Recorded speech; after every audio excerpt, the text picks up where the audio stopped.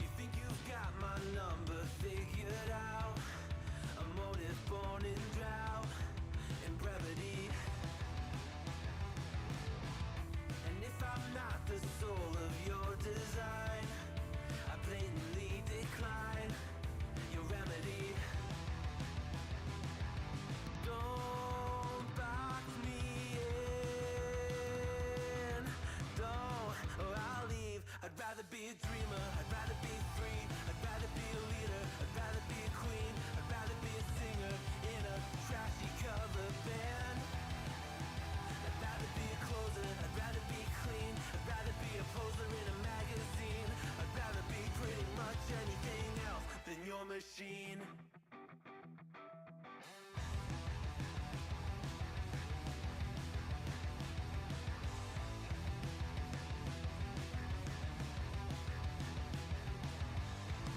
I wasn't always just a single shade, a palette full of gray in reverie.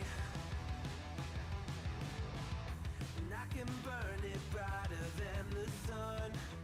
I have a golden gun inside of me.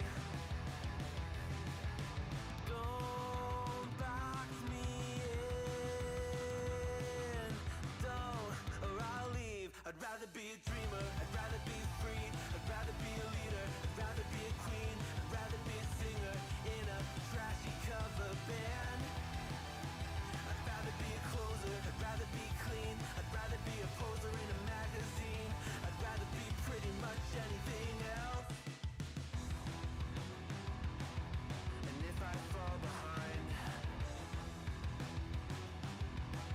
ignoring all the signs, and if I lose the fight, I still rage against the night. Don't box I'd rather be a dreamer, I'd rather be free, I'd rather be a leader, I'd rather be a queen, I'd rather be a singer in a trashy cover band. I'd rather be a closer, I'd rather be clean, I'd rather be a poser in a magazine, I'd rather be pretty much anything else than your machine.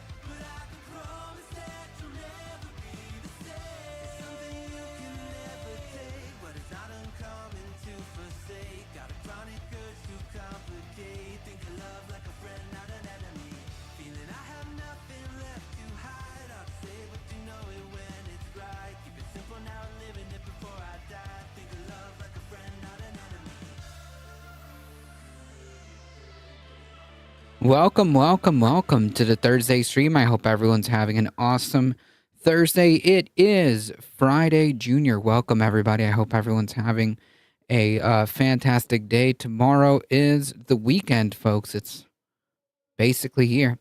It's basically here, folks. Welcome, everybody. Just like yesterday, we're gonna try to make good time here today. Sorry about the late start, but we're here. Folks, if you want to support the channel, there are many different ways of doing so. Keep liking the stream on YouTube. Thank you. Keep subscribing on the YouTube as well. And join us here on Twitch. And join us on the Discord, folks. We do awesome movie events. If you want to also show up to different shows, to different show events that we play, that we stream on Discord, that is also available there. You can also keep up with the channel. Consider checking out the merch store by hitting !merch. And you can also support the channel directly by hitting !tip. Subscribe to the Substack, folks. Subscribe to the Substack. There is a new article that is just released. Another one is coming out soon, I hope so, if I can finish it quickly enough. So yeah, subscribe to the Substack. It is completely free, by the way. So I appreciate all the support. Thank you, guys. Let's get started, folks. We have quite the ground to cover, and I aim to get through it all. Let's do it. All right. And hopefully, with zero tech issues. We'll see how that goes.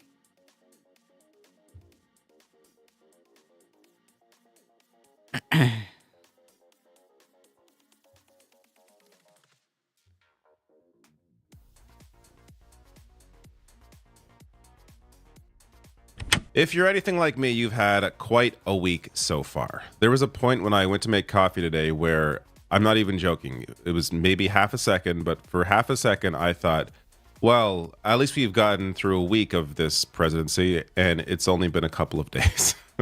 For some reason, I had thought... You know what? I freaking feel that. that the inauguration was last week. But here we are on Thursday, couple days removed. So I want to share a couple of clips from two sane people. It is very important, I think, to connect with people who are following this stuff that are not out of their goddamn minds. So Jon Stewart had on Congresswoman Alexandria Ocasio-Cortez to, of course, discuss Trump, but also in the second... Yeah, because I mean, like, watching all this insanity kind of, happen around you, you start to wonder if you're the crazy one. Yeah? So I kind of feel that. I kind of feel that.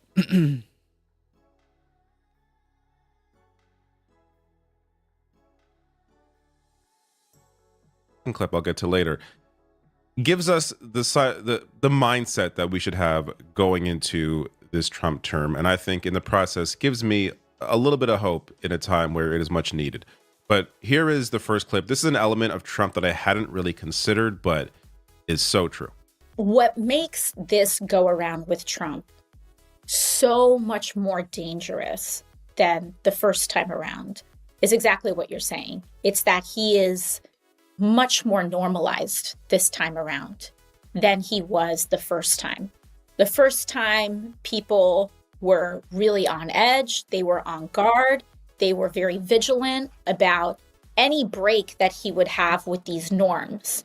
This time, the norms are becoming him. Like, the norms are embracing him. Even these like little things that people may not, like everyday working people may not care about. Yeah, but I think that's like a massive point here, because like this has been going on for years now, and it's been slowly trickling into the normalized section, which is why I continue to stress that like this all should be shocking every time. Every time you see this kind of stuff, it should be shocking. Not surprising, because we know who these people are, but shocking. Does that make sense? Like when we see like, you know, these massive ICE raids start, it shouldn't be surprising, but it should still be shocking. When you see like Elon, one of the most, if not the wealthiest person on the planet, and incidentally now one of the most influential people, because he's going to be a part of the government that's not, you know, originally I thought Doge was going to be a third a party consultation, kind of like not an official government department, but a third party private consultation. Apparently that's not the case, as Trump has signed an executive order making Doge a legitimate official government department. So Elon is going to be in the government, and that's the same person who was literally Sieg Heiling. Okay, in mainstream, everybody saw it. So this slow kind of this slow normalization of all of this is really, really disturbing. Bipedal Meatbag, welcome. Fetterman said he'd vote to confirm Pete Hegseth. Not surprising, honestly. Not surprising. You might as well just say that, you know, just say that you're a Republican now, right? Like just change your party affiliation and be done with it, okay? So that we can move on. Because like seriously, man, this guy. Major Taco Studios, does this channel address questions in chat? Normally, yes. Pretty sure it's part of the chat rules.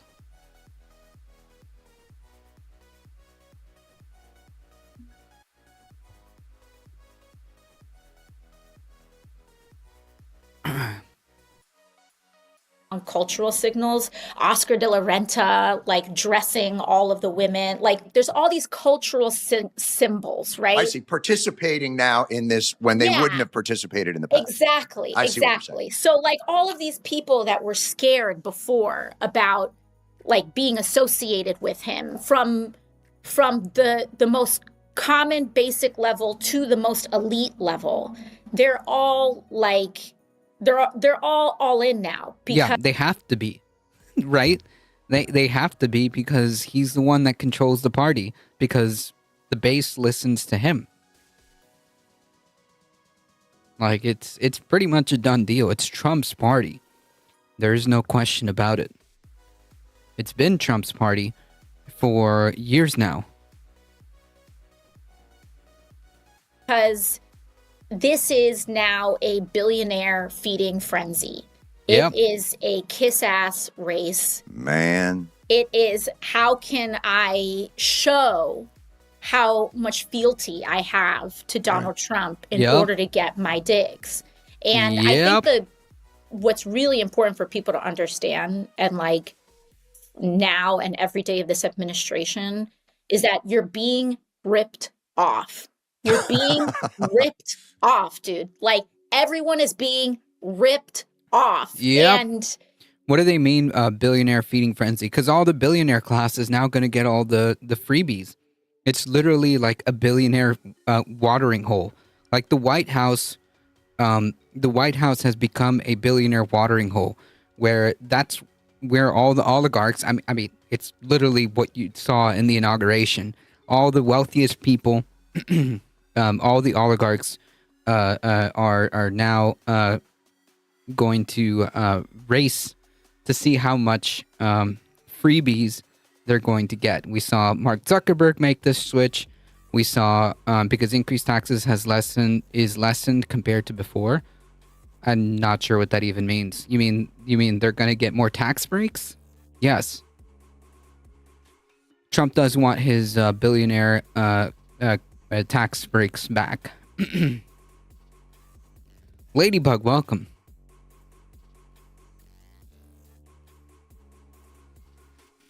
Like, that's not me saying it, that's him saying it. Like Trump literally wants those tax breaks for billionaires and corporations to be back. Is that bad that billionaires have it easier? Yeah, billionaires shouldn't exist. Why is that even a question? Are you a billionaire?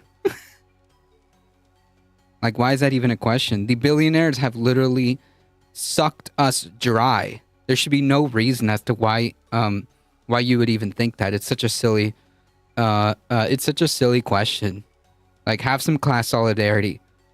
Because I guarantee you're not a capitalist. Okay, I guarantee you're not a capitalist. You are not a billionaire. So have some class solidarity. Okay. Fuck the billionaires. Why is that even like controversial? Why is that even a question?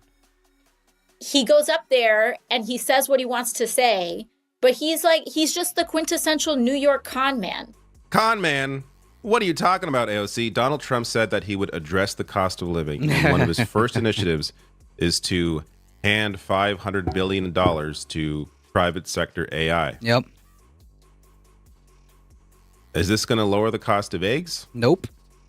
Well, I do agree people like Bill Gates are scumbags who use their money to do evil things. Every single oligarch and every single billionaire are scumbags that use their money to do evil things. Okay? Literally, every single oligarch is a scumbag who does evil things. Okay? Because they have way too much money. That is not a Bill Gates problem. That is a billionaire problem. That is a capital class problem. Okay? Have some class solidarity. No billionaire gives a shit about you. So yeah. There's no like selectively good billionaires, okay? That doesn't exist. Okay, Bill Gates being a scumbag is not a uniquely Bill Gates problem. So, this point aside, what she said there is so on point. The normalization of Trump. This is an element that I hadn't really considered pre-election. You know, I discussed often how Trump, because he was already president, he knows how to maneuver the system in a way that he didn't quite know when he first... There's no such thing as free markets. There's no such thing as free markets. Entered politics or first entered the presidency in 2016. I also discussed how he's more aware of who to have around him in terms of people that are just going to kiss his ass. So he's going to ensure that he's not going to have people there that are really going to challenge him. That is all true. But the other side of that I hadn't considered as much is the environment, the cultural acceptance, the social acceptance, the celebrity acceptance of Trump. You have people like Carrie Underwood, at his inauguration, Snoop Dogg performing at his inauguration party, Bezos, Zuckerberg. Those are people that are, clearly not aligned with the vast majority of people, but people see those sorts of faces and think, oh, it's okay. Then what's the solution? Make sure that there's no billionaires. Tax them out of existence, appropriate all their wealth, and redistribute that wealth to benefit society. It's not that hard. It's not that difficult. I recognize these guys. They're just businessmen. They're going to keep everything good. No, they're out for their own interests. But it's this cultural acceptance that wasn't there in 2016 that Trump has now, making the runway a lot smoother for him to do whatever the hell he wants. There is less cultural resistance, less social resistance to what he wants to do.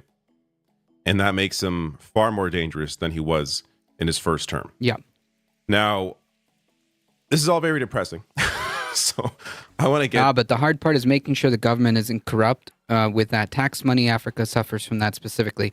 Well, the government is corrupt because of the capital class. I don't know the politics in Africa, but here the government is already corrupt because of the capital class. Getting tax money to the right places, unfortunately, is rarely done because of the capital class. So yeah, this is not a hard concept. The problem is capitalism. The problem is the oligarchs who own and control everything. So that needs to be appropriated and redistributed. There should be 0 billionaires. The amount of billionaires that should exist in the world should be 0. I mean, it happens in places with communism too. Right now, the prevailing and common system right now is capitalism. So I think that has to do with the fact that people are money driven, sadly. No, not necessarily. But it is a oligarchical problem because right now the system that's in place right now is capitalism. So, yeah, I don't know why you would bring communism into this because we're not under a communist system right now. Get to very quickly here the next clip. The video of the full podcast isn't up yet, so I had to. I have good news. This right now we're talking about the problems that capitalism creates, and that is pervasive across like the whole world, the whole planet. So I'm not just talking about the U.S. I mean, just with political ideals. Well, right now, capitalism is the prevailing political and economic kind of hegemony right now, and it's the one that's causing a lot of these problems. So let's just try to stay on point. Audio record this from the audio version of the podcast, but this is near the end of the interview, and AOC discusses here the mindset that we should have, and in this moment, gives me a little bit of hope for this coming or ongoing Trump term. 50% of the US is using an ad block already. With Pi Ad Block, visit your favorite websites. Always, always, always believe that it was always worth trying. And Yes. in fact, it's so important that we don't give up because people do not can't. understand. No, even if you don't see a way, because ways emerge, moments emerge. I was not supposed to get elected to Congress by any stretch of the imagination. I was insane. I was a waitress. No, it's true. It's not just a cute story. I was wiping down a bar and asking people to vote for me. I wasn't just like, it wasn't like a summer job I had once. I was not supposed to win. The guy I was running against spent $3 million against me. I was making, I was getting like $2 in my paycheck once a week because I was working off tips and they take it all out, but things happen in America. Right. This is still a place of possibility. But see, the promise of the possible, and that's what gives you that feeling that the fight can pay off. But I think for the most part, that fight is you have no. I think what she's referencing is that it's crazy to try to take on someone like Crowley at the time, who was incredibly well connected, and part of the Democratic establishment. And she was crazy to even think about taking him on, but she did, and she won.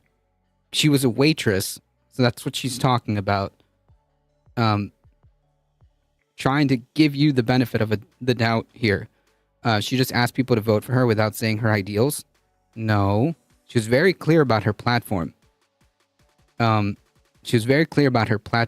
maybe before you talk, why don't you look up her platform and see what she stands for?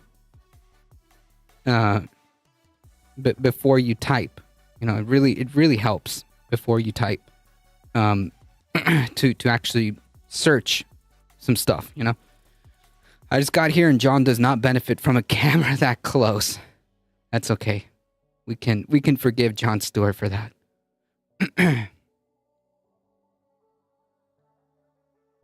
Other option, we always talk about that idea, the arc of the moral universe is long, but it bends towards justice. But what they don't tell you is it doesn't bend by natural forces. Gravity is not what bends that. And there are people who are bending that fucker back the other way.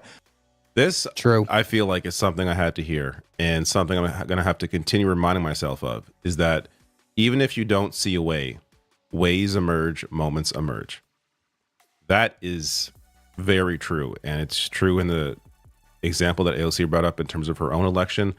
But if you look at any sort of progress across history, it takes time.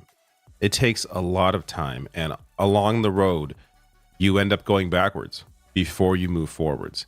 Now, I stupidly thought that 2016 and those 4 years was the backwards. Little did I know, we'd all be going back a little further. But we are in a place now where the corruption is going to be so clear. So it already is clear. Yeah, it is already clear. But to the average person. So while I discussed earlier, and AOC discussed the, how the environment, it's more celebrity acceptance, more social acceptance in a cultural way. The other side of that, I mean, like Trump literally just pulled a crypto rug pull, a crypto rug pull, like right as he was becoming president. I mean, like, like Trump is like the corrupt, like the personification of corruption. John needs better lighting. Well, I could offer my services. Okay. John needs to sit down with like a professional stream. Like I know Jon Stewart's thing. I know Jon Stewart's thing is not like video. But as a streamer, okay, who takes a lot of pride, in making sure that the audio and video are more or less decent. I would like to offer my services. I'm glad that corruption is coming to light, though. Well, I mean, yeah, but we've kind of known about this. It's dealing with the corruption that what needs to be done. That crypto, though, and the creepy Baron wave. That kid is making bills. Yeah, but not exactly a good thing. Their corruption is also more out in the open. It's less under the table and more, here is Jeff Bezos, Mark Zuckerberg, just working with Donald Trump, sitting there at his inauguration. Here he is, putting Elon Musk in his administration, where you have Elon Musk, the wealthiest person on the freaking planet. Trump's been corrupt since the 70s, we've known. Right, like, and yet he somehow managed to make it to the highest office, and now he's like poised to give all his like oligarch friends a bunch of goodies. Well, the wealthiest from the data we have. Yeah, like on paper, you're right. On paper. On paper, he's the wealthiest person on the planet, as far as we know. And he's just going to be working in government,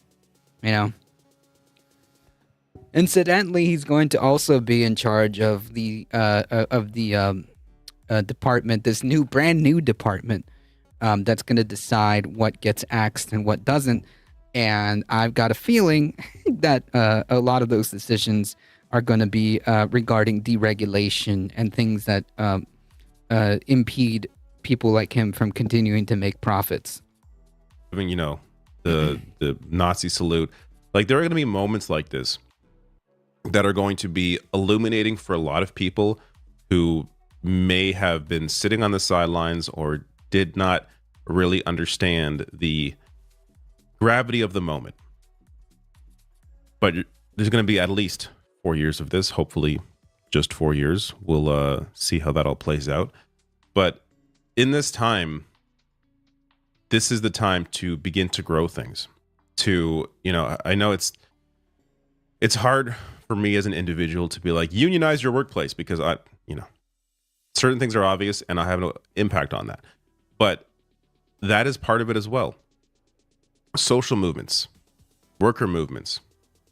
These are the sorts of things that have to build over the course of the next 4 years, and not just 4 years, but beyond, continuing to build. Worker power has to build for there to be any sort of real response. Collective action is the only proper response to the concentration of wealth and power in the hands of a few, especially when you have people who are so brazen with their wealth and their power. I think that makes it easier to organize against. When it's a little more hidden, it involves a little more explanation as to discuss what's going on. When it's out in the open, little explanation is needed. But it's good to hear from two sane people. I bet Elon doesn't even make the top 100 when you consider like one person ruling a country or whole families controlling an industry in China. I mean, I don't know. As far as I know, on paper, he's worth hundreds of billions of dollars. So, yeah. Feels like there's a lot of insanity right now. So, treat yourself, take breaks as well. If you can't take absorbing this every single day, I completely understand. I feel the exact same way. So, don't, run yourself into the ground. But be aware, if you feel no hope right now, as AOC said, ways emerge, moments emerge. Yeah, and you got to be there to take advantage when it does appear, when the opportunities do appear. Our work doesn't stop because Donald Trump won the election, right? Like our work doesn't stop because even if Kamala Harris would have won the election, like our work does not stop. Our work does not stop just because Donald Trump won the election, or even if Kamala Harris would have won.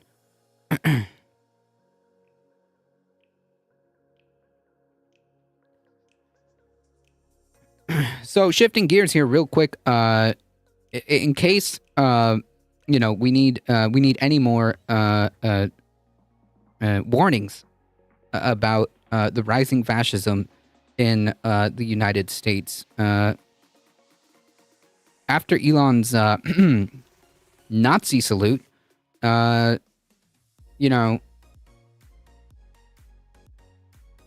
friends over in Germany are warning us to take this seriously. America, really? You don't want that. Germany had it. Don't need to be repeated. I'm just like freezing. I can't believe that that's really happening. I can't imagine what it's going to be like the next 4 years if this is just the beginning. It's actually a fantastic point. Here's my thinking. The old Republican is shattered. 12 years of Trump has left the power gap. So 14 for now. Who is left to run against Kamala? Well, I don't even know if Kamala is going to run next time. I don't even know if she's going to run in 2028. She might, but I think that in 2028, there's going to be it's going to be different. It's not going to be like 2024.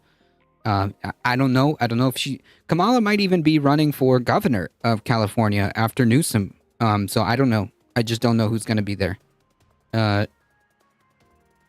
for the Democratic Party.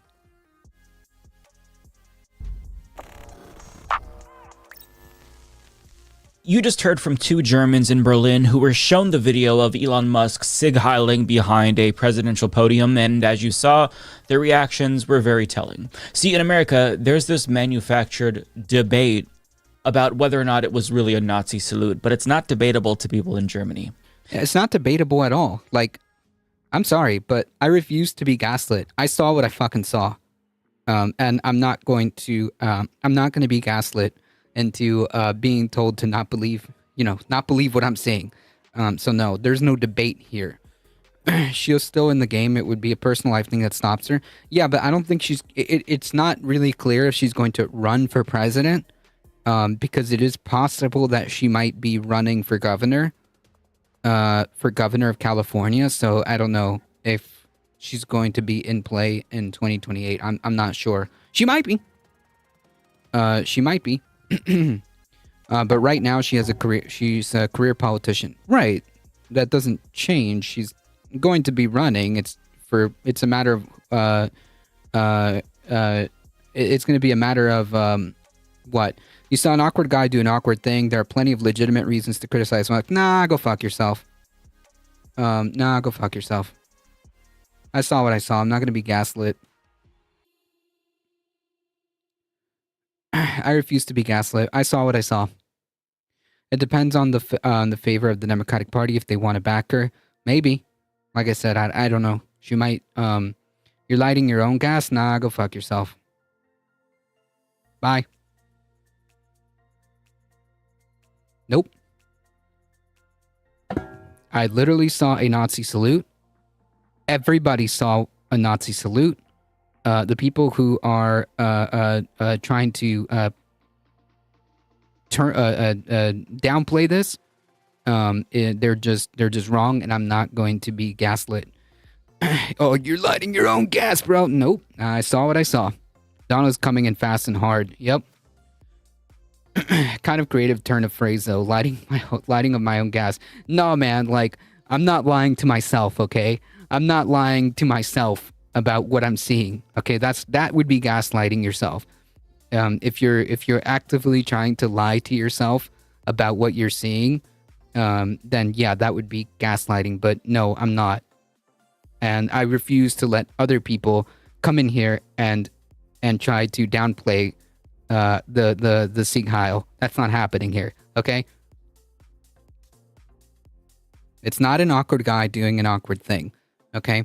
See, it would be different if, like, maybe he did it, like, on an off thing, but he literally did it twice in a row, okay? So, no, it's not a coincidence. No, it's not, like, an awkward thing. It was very, very intentional. He might have done the Sieg Heil awkwardly, but it was a Sieg Heil, okay? There's no such thing as a Roman salute, right? Exactly. It was a it is a Roman salute. It is a Roman salute that fascists in Italy then took, and then the Nazis also appropriated it as well after the Italian fascists. So yeah, it's a freaking Sieg Heil, man. Again, we all saw it. We all saw it. There's video. He didn't do it once. He did it twice, and he did it right one after the other. So it was completely intentional. Whether whether or not he is awkward is completely irrelevant. Because I'm awkward. Okay, I'm incredibly socially awkward. And I don't go around awkwardly doing Sieg Heils. Okay, the birthright thing is kind of dumb. The deportation thing is kind of right. Nah, you kind of need to go fuck off. Yeah, how about that?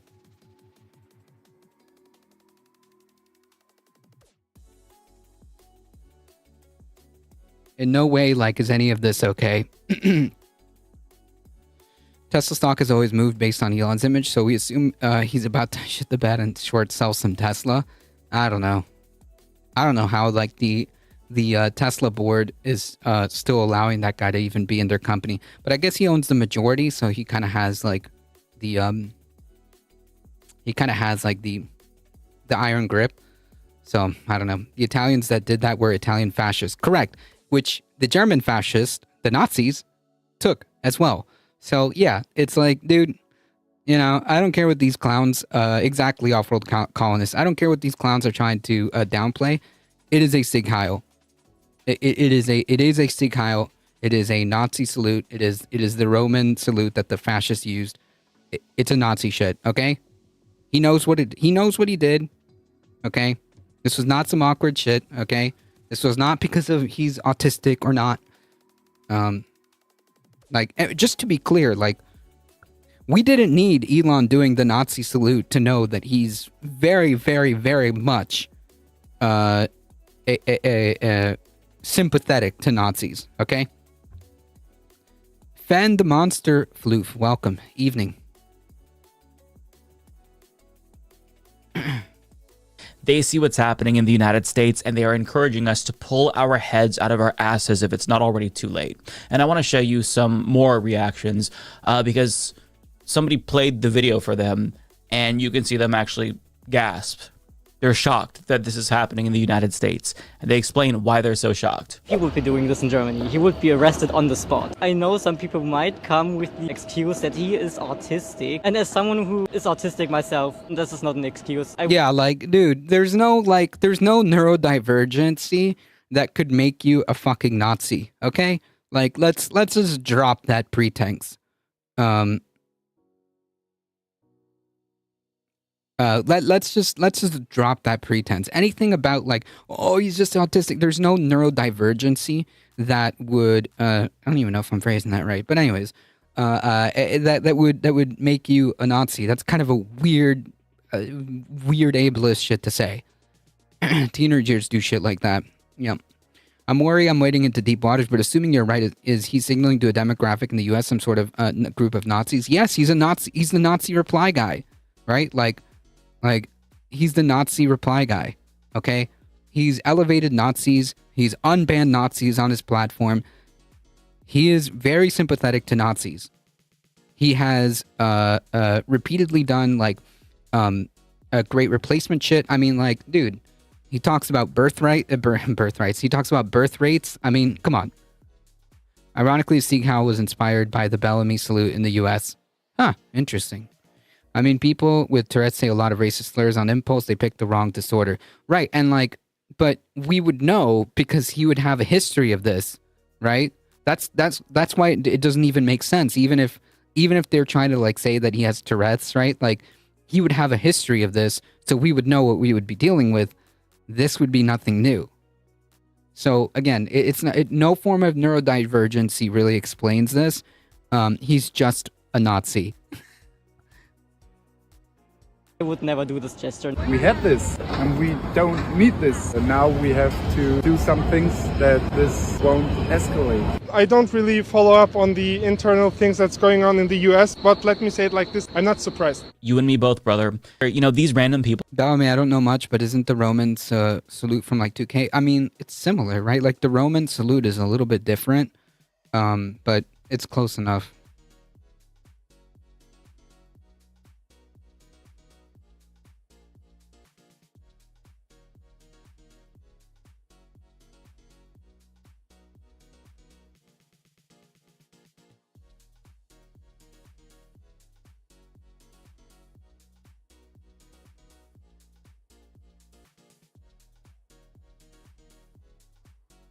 Apparently, that's not even like, the way that like the Nazis did the Sieg Heil apparently is not even not even completely accurate as far as like Roman history goes. In the United States, here's what Bipedal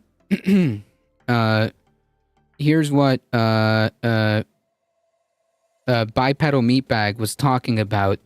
Bipedal Meatbag was talking about this here. In the United States, a similar salute for the Pledge of Allegiance, known as the Bellamy Salute, was created by Francis Bellamy. The gesture was further elaborated upon during the culture of the 19th and 20th centuries in plays and films that portrayed the salute as a sort of ancient Roman custom. So, yeah, that's kind of where that came from. Hey, Cosmopolitics rating in. Thank you so much. I appreciate it. Welcome, everybody. Thank you for the follow. Thank you. Folks, if you haven't seen me before, I am a Difficult Truth. I do the news. I do the politics. We are here Monday through Thursday about 5 p.m. Eastern Time. Thank you so much. Please, if you haven't done so, give a huge thank you and show support to Cosmopolitics. Awesome content creator. Please go show some support.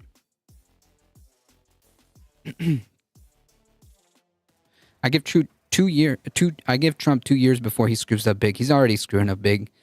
Since 2017, I've had the mentality where every year without World War III or outright financial collapse is a good year and a win for me. Cosmopolitics is awesome. I was in her stream earlier. Cosmopolitics is awesome. And thank you. Go show some support to Cosmopolitics. Yes. People on the street in Germany aren't the only ones sounding the alarm. In the German newspaper Die Zeit, one of the headlines translates to "A Hitler salute is a Hitler salute is a Hitler salute." And I think it speaks for itself. Now, I want to read you a little bit from that article. Yeah, and like just to be clear, like I'm also not going to play any type of like semantics or pedantic games. Okay, it's a freaking like if you want to sit here and be like, well, it's actually like I don't give a shit. Okay, it's a freaking fascist gesture. Okay.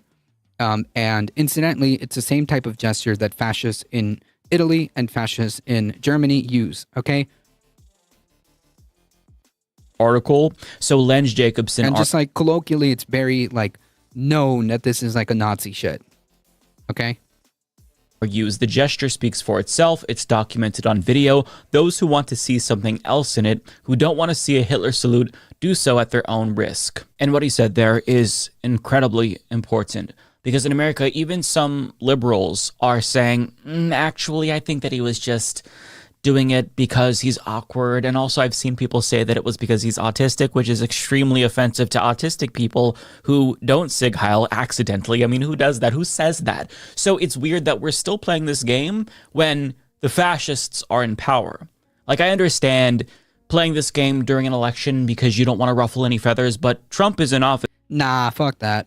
I say play dirty. Ground level news, welcome. He's been making Nazi jokes today. He knows what he did. Yeah, 100%. Like, I stopped using Twitter, and even if I was on Twitter, I'd already blocked Elon from that. So yeah.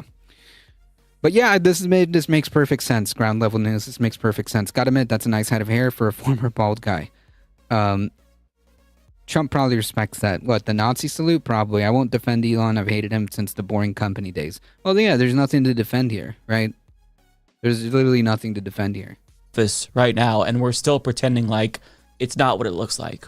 Now, when it comes to Germans, so Germany's ambassador to the United States, he also shared some warnings about Trump in private, and what he says, I think, should be chilling to every single person. So this Trump respects Elon's hair game. I don't know. I think he respects Elon's like hundreds of billions of dollars. That's what he really respects about Elon. That's about it. Trump respects Elon as so far as he's useful to Trump. That's it. Not gonna lie. This was a private document obtained by Reuters, and he basically is concerned that Trump is laying the groundwork right now to become an actual dictator. Reuters reports, quote, the briefing document dated January 14th and signed by Ambassador Andreas Michaelis describes Donald Trump's agenda for his second White House term. Yeah, I mean, like, the situation's already kind of screwed, right? Because, like, with Trump enjoying a uncomfortable broad immunity, and the Supreme Court backing him by ruling that the president does indeed have that much immunity. The Justice Department dropping the cases for now, supposedly. We don't know. Technically, they could pick it up after he's done, but I don't know. Will there be an appetite to hold this guy to account after he's done? I don't know. But the fact that, like, there has been zero accountability with this guy. Zero. He has not faced anything regarding his attempts to steal the election in 2020. Even when he was convicted of fraud, nothing happened to him. The Supreme Court ruled that he enjoys way more broad immunity than originally thought.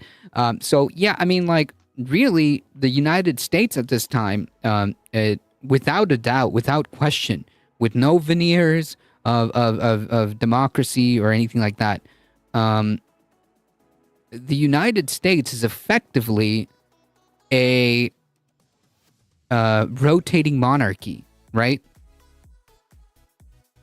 That's what the United States is. It's effectively a rotating monarchy, where, like, we kind of sort of have a slight say in which monarch is going to rule us. Trump wants to know what an actual billionaire looks like. When I heard that he said the comment, but nope, somehow that spoke to the American people. It spoke to a certain demographic, or wasn't enough. It's more like it wasn't enough, right? It's more like that wasn't enough to torpedo his original run for presidency in 2016. People apparently were willing to burn everything to the ground before they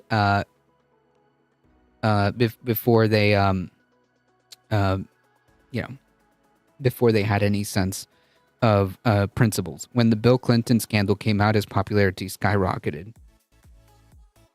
Oh yeah, that's true. That's true. Literally, the personification of bad publicity is good publicity. Yeah, that's true.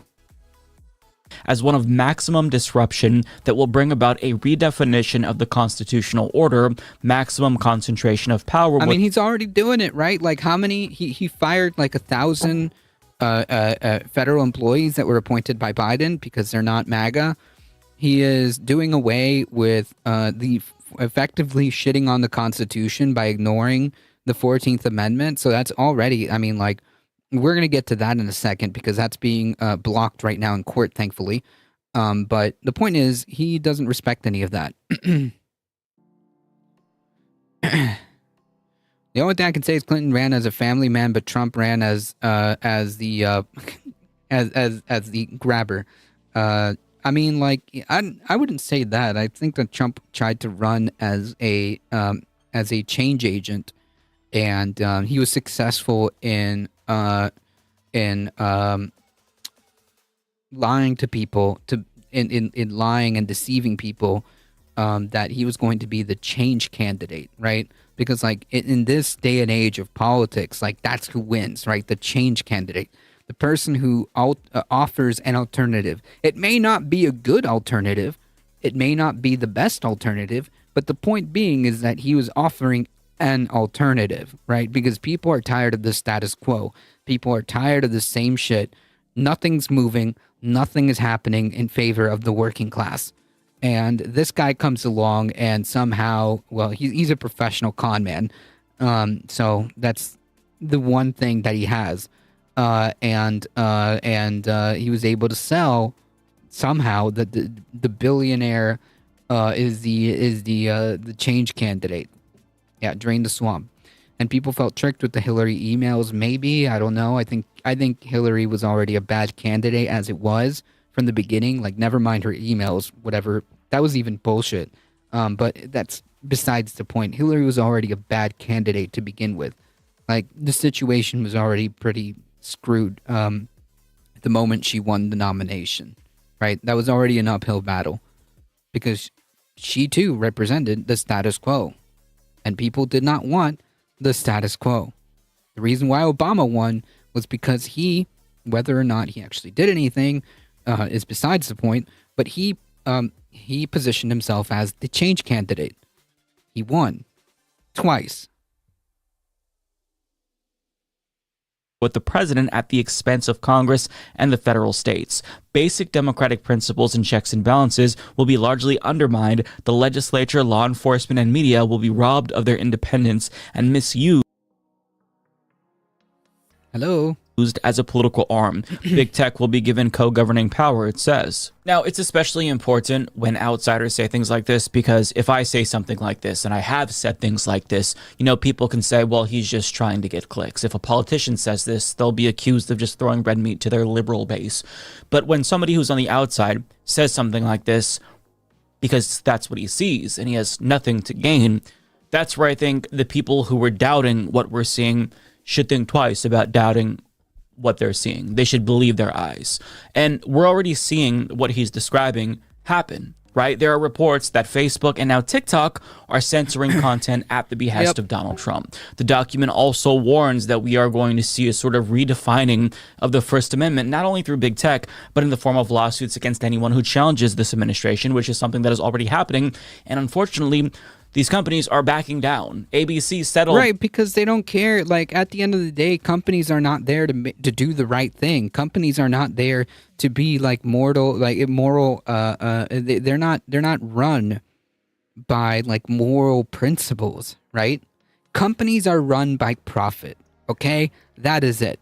That is the beginning and the end of that train. If sucking up to President Trump is going to result in me having more profit, that's what you got to do. If playing pretend that you care about queer people is what gets more people into your stores, and you pretending to be more inclusive gets you more sales, then that's what you're going to do.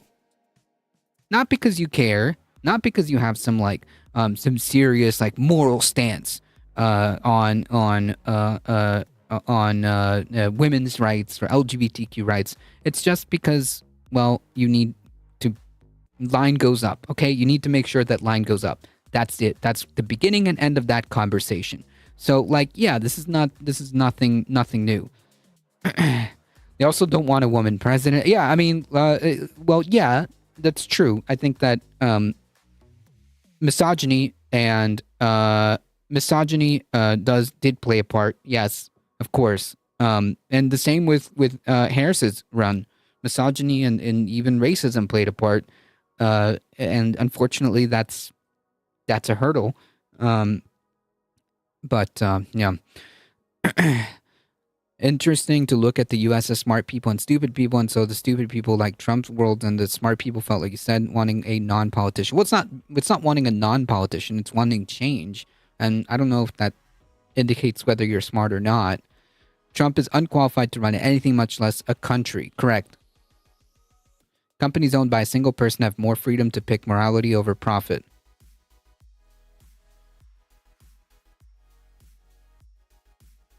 No, they will always be run by profit, right? Like that's what drives that's what drives a capitalist, right?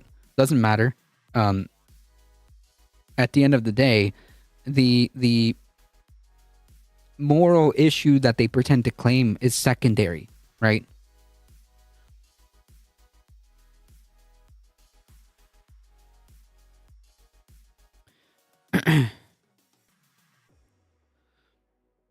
Even with all her centrism, Tulsi Gabbard was better than Kamala. I disagree with that one. I disagree with that one. Tulsi Gabbard was someone that like a lot of people saw through very early. Yeah, that's why she's a Republican now. Okay, that's the only people that would take her.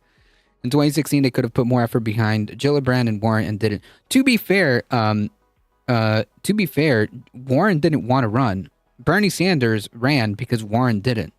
Like, you know, maybe there might be an argument for Gillibrand because I don't know. But like specifically with Warren, like Bernie was trying to get her to run. Like he was really trying to get her to run, and he only ran against Hillary because she wouldn't run, because Warren wouldn't run. If Elizabeth Warren would have ran a genuine progressive campaign, that would have been freaking awesome. I wouldn't have had that much problems with that, to be honest. Because at the time, you know, she could have had a good chance, I think. Their lawsuit with Donald Trump when they would win, but they just want to curry favor with this fascist administration. Now, in addition to this, so the Germany ambassador also points out the failure of institutions that are now also in Trump's pocket, one of them being the Supreme Court and another. The problem with Tulsi is that she's a lying grifter and a piece of shit. Okay, that's the problem.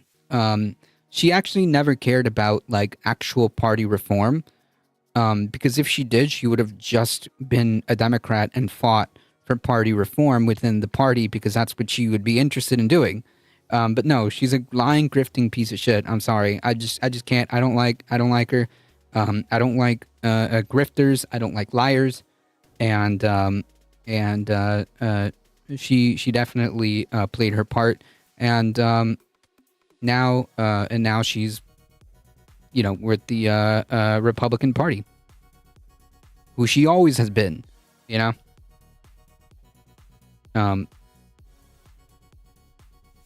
Warren screwed herself over when she falsely accused Bernie of sexism. Yep. What? And what did she say about Bernie?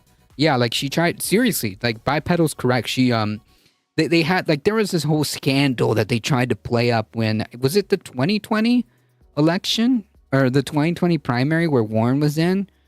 And she tried to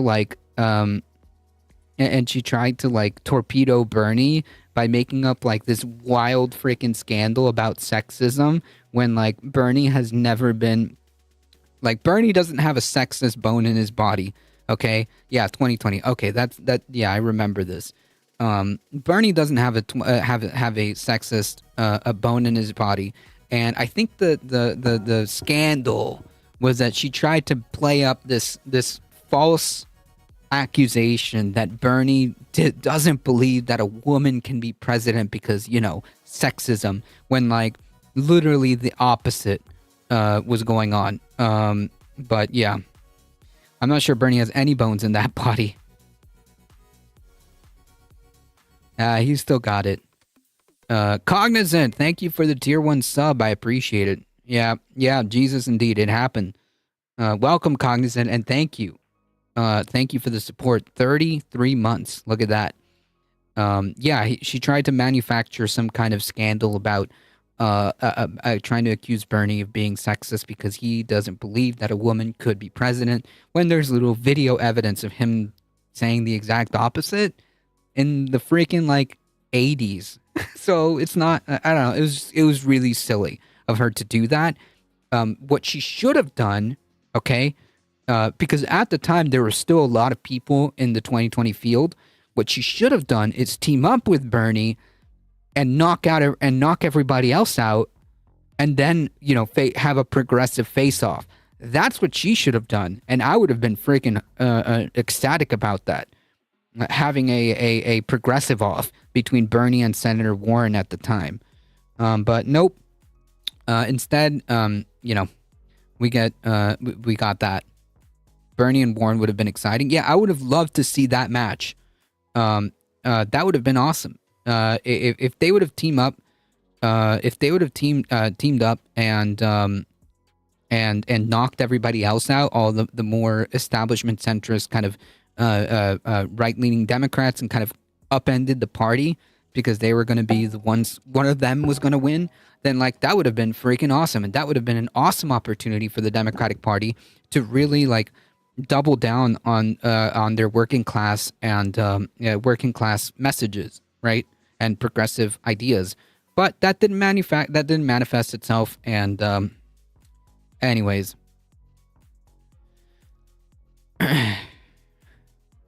My subscription is gonna have to start. It's starting to have life regrets.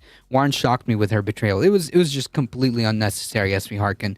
It was completely unnecessary, and I was not happy about that. Yeah, Bernie and Warren would have been exciting. That would have been an awesome race to have, like a progressive off between her and Bernie. That would have been cool. But yeah. Hey ADT, what's up? I'm curious if you do you play D&D? No, I do not. Incidentally, no. See, that's what I'm saying. I'm not a Tulsi fanboy, but the DNC had to know that Kamala was going to cause so much division among the left. Honestly, I don't think the DNC cared about the left at all. To be quite honest. I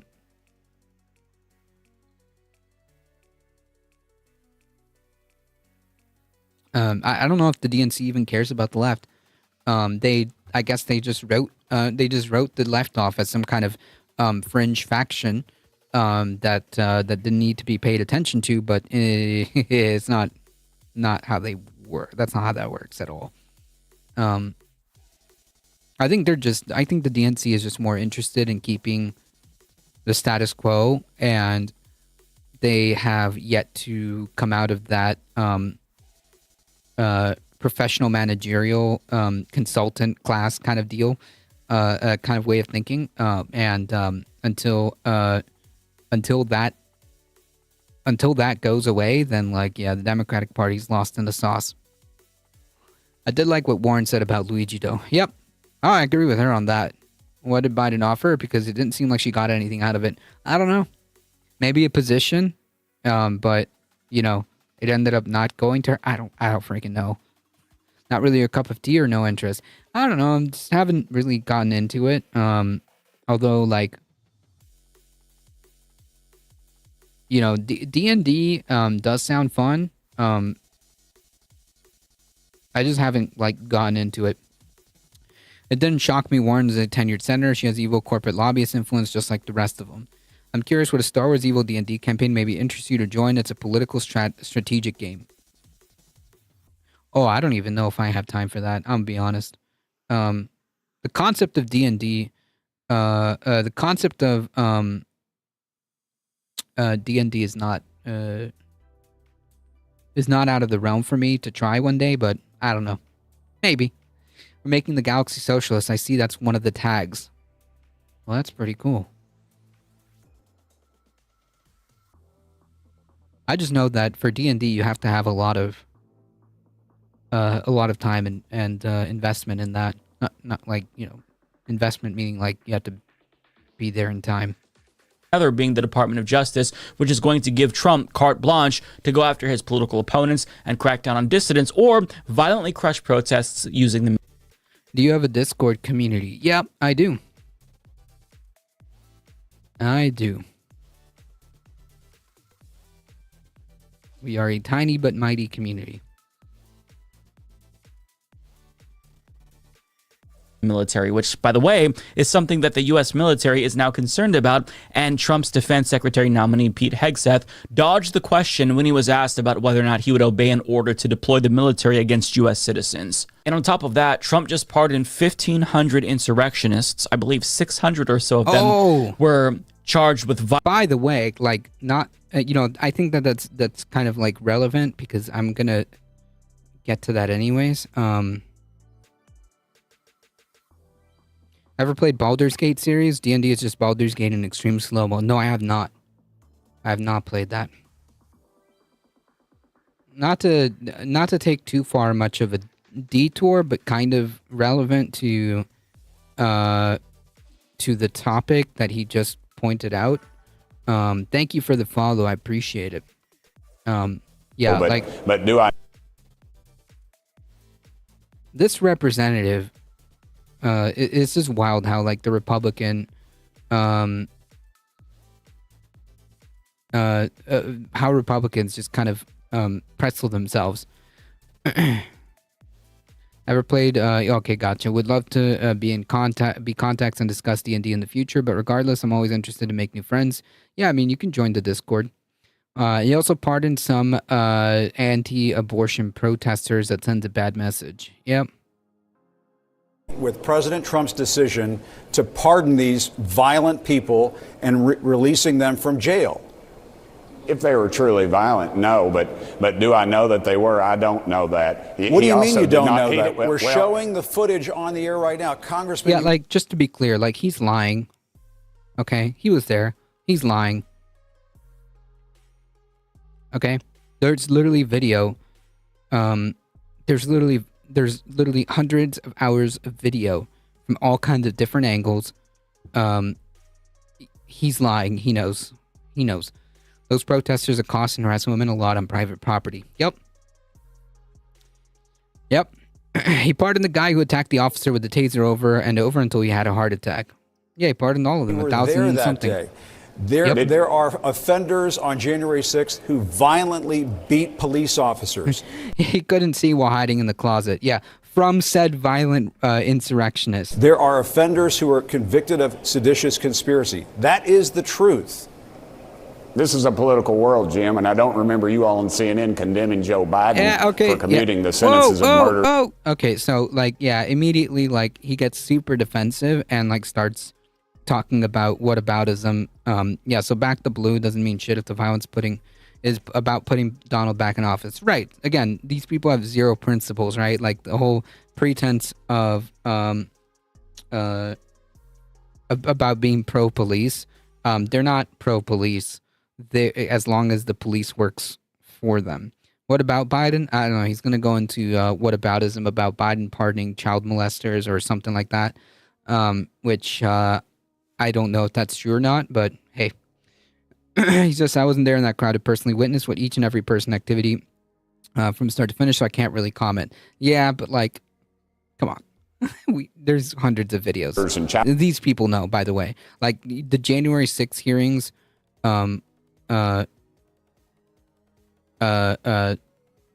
it's all there. Those cops work for Nancy, so they deserved it.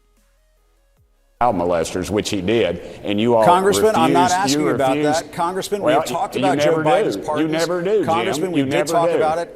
We talked about Joe Biden's pardons. Oh, Jim, you did not. You all read your report from the Democrat National Committee, as you always do, and you attack absolutely Americans. False. Congressman, are you going to respond and say whether or not it is right to let these people out of jail? With President Trump's decision. Yeah, so it's just wild that these people get up here. What happened to backing police officers? Your party has said time and again, we back the blue. It sounds like you let down the blue. You're betraying the blue.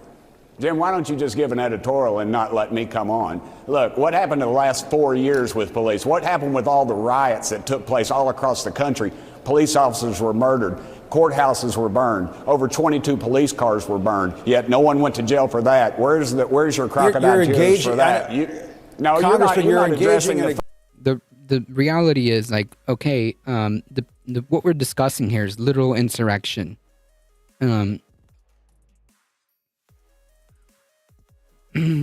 Congressman Tim just whipped out the bullshit hose and turned it on full blast. Yep. Let's bring up the fact that the National Guard had shoot-to-kill orders at the Lincoln Memorial and BLM marched peacefully in D.C. BLM's killed cops. I don't know. I don't know, man. These people make up stuff, so I don't know what he's talking about. These people just make up bullshit, so I don't know. You're engaging in a game of whataboutism. People were obviously prosecuted after those riots. Had BLM killed cops, it would have been 24/7 news for at least for a year. Yeah, so like, I don't know. Trump said he offered 10K military troops for January 6th, so it's Nancy's fault because she said no. But those troops would have been led by Mike Flynn to take the Capitol. Every day, what are you all talking you've about done what is we're doing at CNN. We didn't storm the Capitol. These people did, and President Trump let them out of jail. Why not just say, you were wrong, Mr. President? Say it. Why can't you say it? Jim, as I said, individually, I don't know the case, but yeah, he can't. We had riots where towns were burning down, and they were allowed to do it. They were allowed to do it, and you all did not. You covered it, Jim. Come on, Jim. All day long. You gave it the long. bare modicum of coverage, and then you went on to trash Trump the or White some House, conservative cause. I was at the White House covering the first Trump administration when they had rioting outside of the White House. I mean, that was covered on CNN. What you're saying, this is not Fox, Congressman. You can't just spin a tail and pull the wool over people's eyes. Yeah. This is CNN. This is the news. We are asking you to come on and tell the truth. And that's why more people are watching the Cartoon Network SpongeBob reruns right now, Jim. Look, I left the White House during a riot. My life was threatened. My life has been threatened within the last few weeks, yet there's no coverage of that. Wait, so if your life was threatened during that day, then, like, wouldn't it stand to reason that maybe the people... Why was your life threatened that day, Congressman?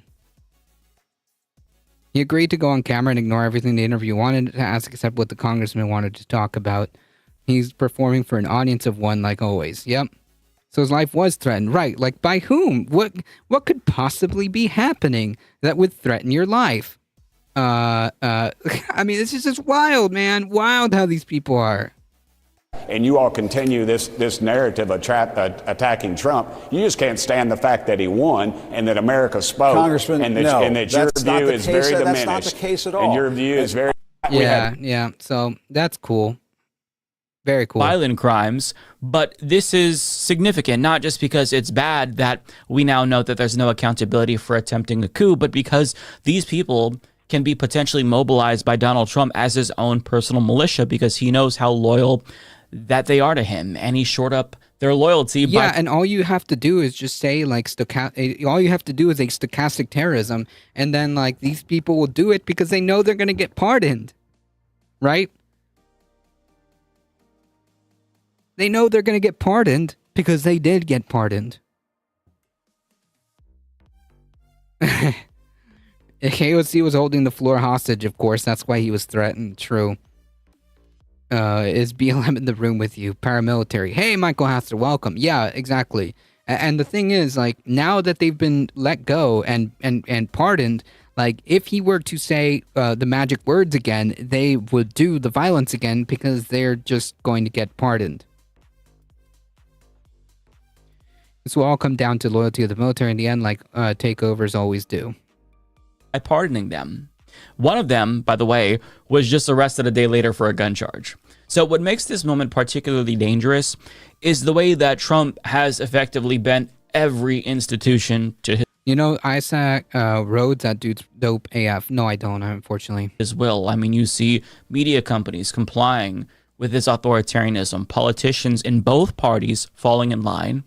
And during his last term, the Justice Department, which was an independent agency back then, defied Donald Trump when he tried to break laws or violate the Constitution. But this time, Trump is stripping autonomy away from those agencies in order to prevent the kind of defiance that he faced in his first term. And this concentration of power is exactly what the German ambassador is warning us all about. And it's also the crux of... He's in your community. Oh, cool. I'll be honest. There's like over 100-something people, and not everybody talks in the Discord, so my apologies if I didn't remember. Dude really likes prison. Get a part in violent crime 24 hours later. Yep. Trump will test the loyalty of the military at various borders. Of Project 2025, by the way, which has officially begun. And I say that because Trump reinstated Schedule F via executive order on his first day in office. Now, this reclassifies all federal employees as political appointees, which means that he's going to be able to fire them more easily and replace them with sycophants.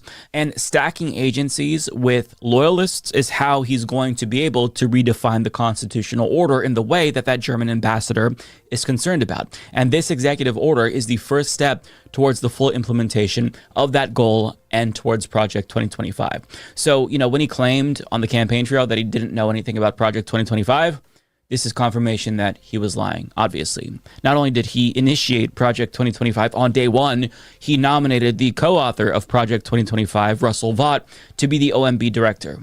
So he is dismantling democratic institutions in an attempt to assume total control of government. And he is so brazen, he's literally trying to undo the 14th Amendment via an executive order. That is insane. Now, you probably know what I'm talking about, but I'm referring to his executive order to end birthright citizenship. You, in theory, can't do that because it's codified in the Constitution. So that usurps an executive order. But I mean, who's going to stop him? The Supreme Court? Did you know that Amazon has a $50 million fund that they have to pay out every month? And here's how you can get a cut of it. My name is Charlotte Mickelson, and we help everyday people grow. Yeah, nope, new scam. Project 2025 seems odd for someone who only has 4 years left. Well, I mean, Project 2025 is supposed to be like the roadmap, right? Because in theory, once that's implemented, you would ideally want to continue that with the next Republican president, unless your goal is to maybe not have any more elections and not have to worry about it. I don't know. Biden did nothing to prevent this. Correct. In fact, he did the opposite. Trump will be happy to retire as king somewhere living on one of his golf courses. Just to demonstrate how absurd this is, because I think we give Trump a pass just because we're fatigued with all the bullshit that he throws at us. But like, imagine a Democrat won the presidency and then they tried to overturn the Second Amendment with an executive order. Do you think that Republicans would tolerate that? They would be screaming at the top of their... Yeah, right. They would be they would go like full on like armed insurrection, okay? Like, it would be worse than the January 6th one. If a Democratic president won the election and then, like, did an executive order that would do away with, like, the Second Amendment or something, like, literally it would be complete armed insurrection. Like, no doubt about it. I've been talking about Trump's psychopathy for 8 years. I'm tired because no one got it. Yeah, I mean, like, look, man, it's the Cassandra syndrome, bro. A lot of the left-leaning people have been saying, like, dude, this guy's freaking narcissism. This guy's a megalomaniac. Like, this guy's really bad trouble. Like, we're not talking like your average politician type level of bad. Like, this is on a on a different scale. We've been talking about this, as you mentioned, for 8+ years. When was this? 2015? Yeah, about almost 10 at this point. Like, it's the Cassandra syndrome, man. The left, or left-leaning people have been saying and talking about this for quite a while. Bulletproof Bullet, thank you for the follow. Welcome. I'd rather Trump just play golf every day. At least he won't be playing president. Obama seems pretty chill with him. Yeah, I suppose so. I mean, what's the saying? It's a big club, and we're not in it. Lungs about how this president is a dictator. But since Trump is doing it, it's A-okay. But it shouldn't be lost on us that Trump seemingly doesn't think that the Constitution constrains him at all. That's what he's telling us with this executive order, and that should worry all of us. We already know that he has no regard for the Constitution. He called for it to be suspended. He also removed the Constitution from the White House website. They say it's going to come back, but I mean, it's kind of a bad sign that he took it down in the first place, and I guess was hoping nobody would notice. But I mean, nothing can stop him. Even the 22nd Amendment, which limits presidents to 2 terms. I mean, think about it. The Supreme Court has the authority to interpret the Constitution in any way they want. So all they have to do is interpret the 22nd Amendment to mean that a president can't serve 2 consecutive terms, and voila, he's now eligible to run again in 2028. The real question is, how far does Trump... Yeah, I don't know about that. I think he's too old. I think he's too old. I mean, his executive orders weren't passed without challenge in his first term. Yeah, and now he has what he needs, the Supreme Court. Of course, they're going to be challenged, and I hope they lose. And I hope that the judiciary acts as a checks and balance to stop that and stop as much of his agenda. But you know, with the Supreme Court being where it's at, I don't know. Yeah, he won't make it that long. Yeah, I don't think he can run in 2028. The Supreme Court doesn't always side with the GOP, even if they lean that way. Yeah, but you know, he did put them there. Vance will take him out whenever Thiel wants him to. Want to take all of this because unfortunately the Supreme Court gave Trump a broad immunity. So yeah, I mean, I don't know. I don't have too much faith in the Supreme Court. In fact, I would say I have like almost zero faith in the Supreme Court. It's actually more like it's actually more pleasant. It's actually more pleasant when they actually do make a correct ruling, because it's so like far and few between. Because my default opinion is that the Supreme Court is like gonna do the incorrect ruling. I remember for 2016 talking about Trump and Epstein and just getting called a conspiracy theorist. He put them there, but they have lifetime appointments and their own pillar of power. Right, but this is all connected, right? Like, we're not talking about independent checks and balances anymore. That's not how this works anymore. I think we just need to do away with the thought that like institutions are functioning as they should, because I don't believe that they are. I could be wrong. Maybe the Supreme Court will just strike all of these executive orders down and strike the unconstitutional ones. I don't know. Maybe, and I hope they do. But I don't have any trust in the Supreme Court. When will Opus die and Seven Mountains start to fight over power? Unfortunately, it's all up to him, and we have no say in the matter. Neither Democrats nor Republicans are gonna... Now you're getting it, but if it's a separation of powers that is broken down, then it's a dictatorship, and what are your options then? Very limited, yeah, because it is kind of... the way I see it is that we've now become some kind of rotating monarchy. The moment the Supreme Court said that Trump enjoys all this broad immunity, the moment that the president wasn't held to account like a normal citizen would have been, the moment like laws were just completely not applicable to the president because he won the election, like that at that point, like we're not talking about even a semblance of a democratic society. You're right. We're talking about a rotating monarchy. That's what we're looking at. Trump isn't the problem. It's that the absolute psychopaths he appoints and listens to are the problem. All the think tanks that are going to crank out the federal legislative orders and like speak for Congress to pass. Yeah. Well, no doubt. It's not just him. Yeah, you're right. It's not just him. The problem with Trump is that he is the perfect vehicle for that. That's the problem. Like that's the difference with all of this. Trump is the perfect vehicle for these people. Cognizant. You're right. Our only hope is that the oligarchs fight with each other because they're all narcissists and there can only be one. Yeah, well, I don't know. Going to be able to stop him, and Republicans don't want to resist him. And even if Republicans do feel like he's usurping his power, they know resistance is futile. And I want to show you what I mean by that. So on day one, Trump signed an executive order designating Mexican cartels as terrorist organizations, which gives him the authority to literally invade Mexico. That's a big deal. Now, a Trump-supporting congressman talked about how excited he was about the prospect of invading Mexico, and even one Fox News host, one of their most conservative hosts, was genuinely stunned by what he was hearing. So pay close attention to Stuart Varney's face. And I think not only, should we label them as terrorists, we need to go after them and destroy them. They've been killing tens of thousands of Americans every single year. And so, I'm really glad that they're a terrorist, been designated as a terrorist by the Trump administration. Now let's go after them and wipe them off the face of the earth. What do you mean by that? Let's go after them. Yeah, like how do we do that exactly? Attack them inside Mexico. Is that what you're saying? Oh yeah, that's what I'm saying. Oh yeah, casually. Why don't we just stop selling the guns to them? Yeah. Or say, why don't we partner up with the Mexican government and alleviate the conditions that allow cartels to thrive? Because cartels don't just thrive in a vacuum. Cartels don't just thrive in a vacuum. They feed off poverty, okay?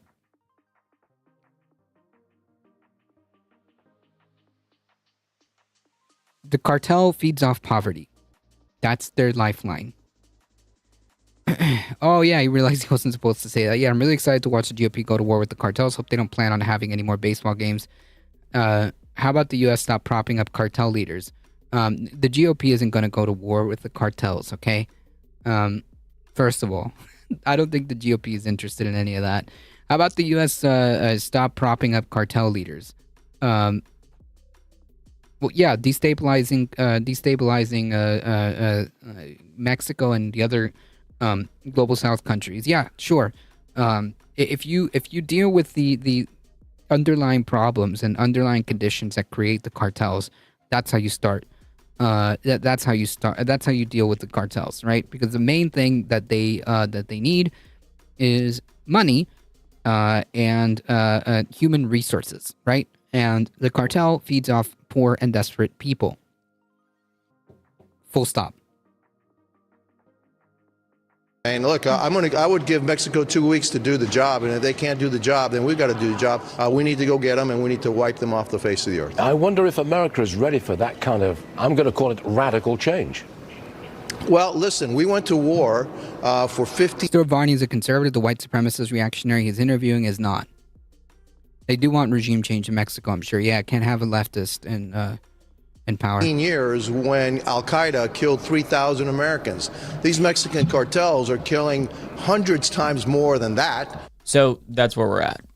And Stuart Varney didn't even bother to push back that much because why bother? It doesn't matter.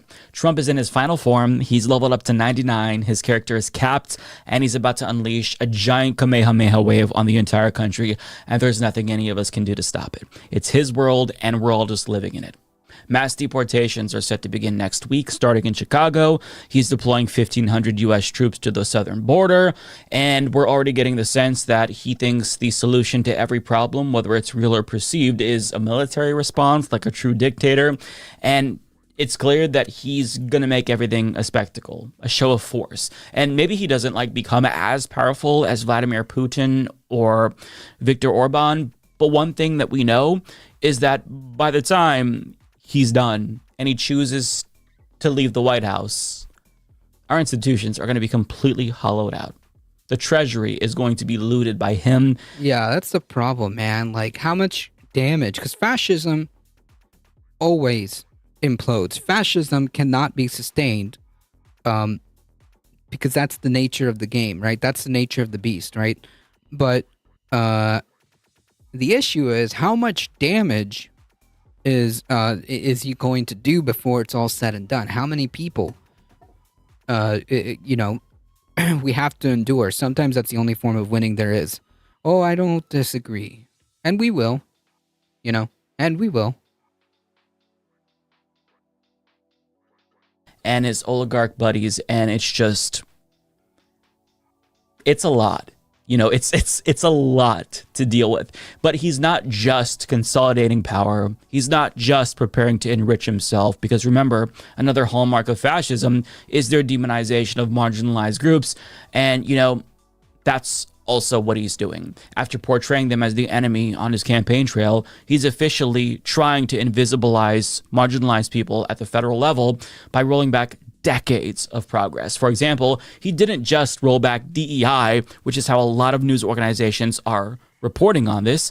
He's legalizing discrimination, or at least he's trying to. And I say that because, as the HuffPost reports, Trump rescinded an executive order signed by LBJ during the civil rights era back in 1965. This executive order prohibits federal contractors from discrimination on the basis of race, religion, sexual orientation, sex, gender identity, so on and so forth. And Trump did this under the pretense of killing DEI, but in actuality, it opens the door to discrimination. In fact, GOP operative Christopher Rufo tweeted that cabinet teams are making lists of, quote, DEI employees who will be shortly getting pink slipped. But as Evan points out here, who shared this screenshot, they're just going to fire people for not being cis or straight or white. And I say this because Trump already shut down governmental DEI programs, and all of those people have already been gone. These oligarchs seem super unstable. The BlackRock, who really runs the world, doesn't seem too happy with Trump. Conservatives primarily resist radical change. We need to start separating the real conservatives from sociopathic right-wing radicals. They're nothing like, and we need to stop saying that they are. Yeah, but I mean, like, I don't know. I feel like it's a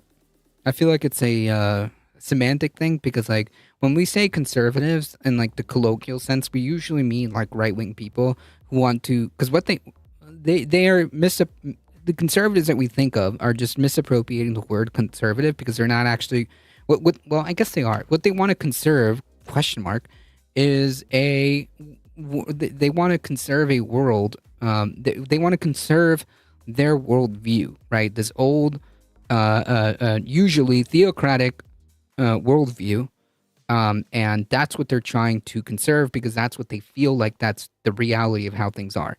And they want to do that. They want to conserve that world at all costs.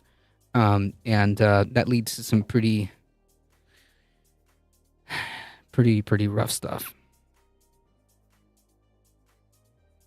They're on hold, right? At a minimum. So the remaining people who are there that they deem as DEI aren't technically part of any existing DEI programs, because Trump got rid of those. So what that means is that they're obviously now using DEI as a synonym for the remaining minorities.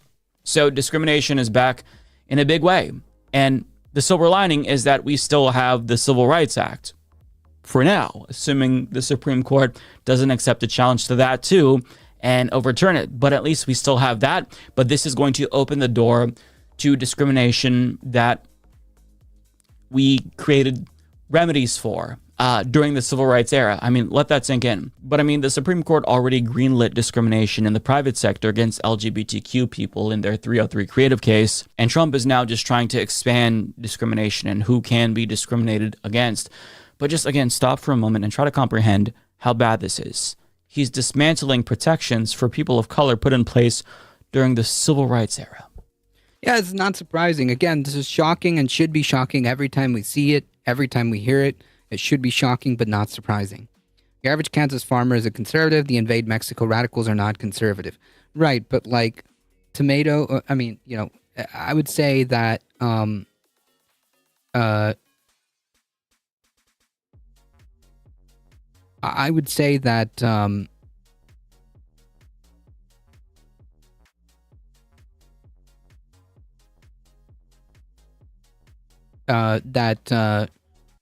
these conservatives, quote, the Kansas farmers, are still voting for these people, right? They're still voting for these people. It's not like, they're, they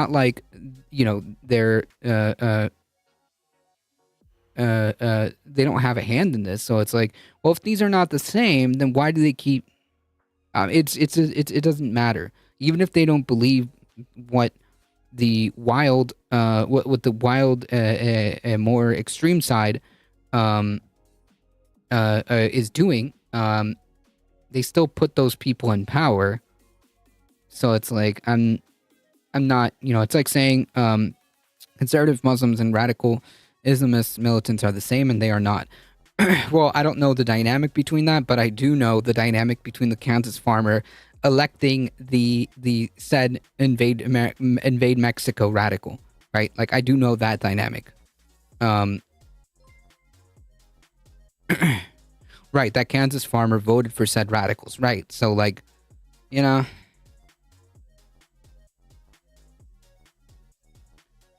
Thank you for the follow, CIA United States.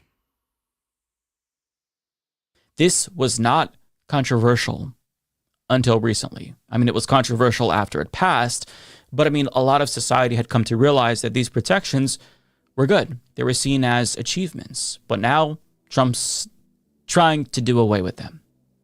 Do you think you have what it takes to make like it never even...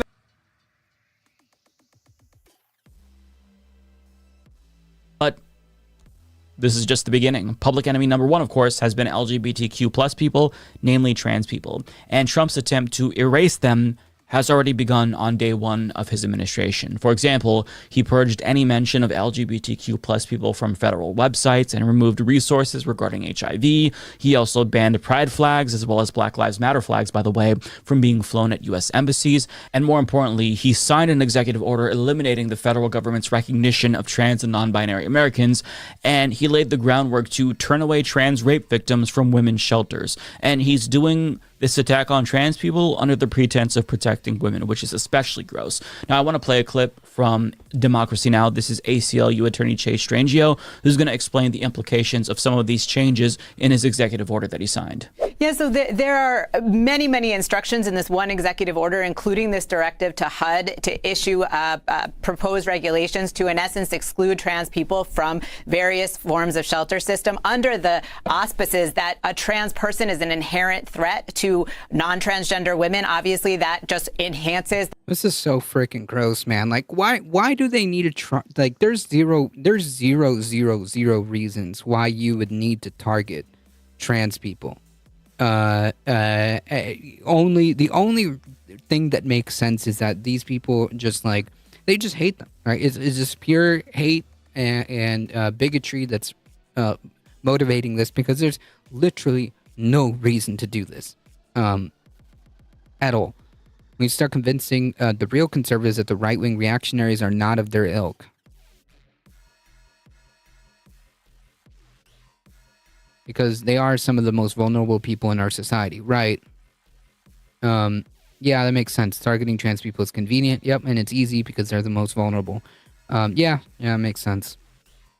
The risk that transgender people face in society if we are deemed as a threat to others simply by existing. And the order also includes directions to, for example, the Secretary of State and Department of Homeland Security to possibly revoke the passports of transgender people because those passports do not reflect this quote unquote Yeah, I was literally just about to talk about this, but I guess he's talking about it now. Biological reality that sex is only binary at the time of conception.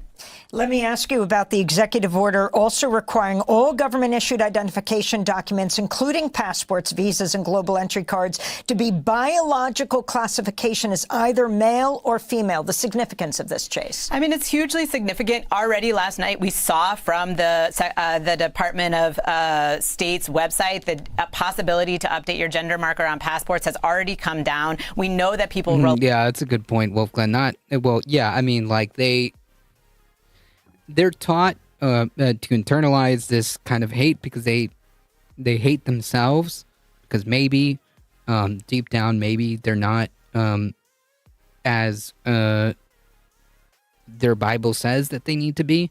So it kind of causes this weird contradiction, and especially if you're young. So what about non-American passports? It's stupid. Yeah, this whole thing is ridiculous. I was going to talk about this. But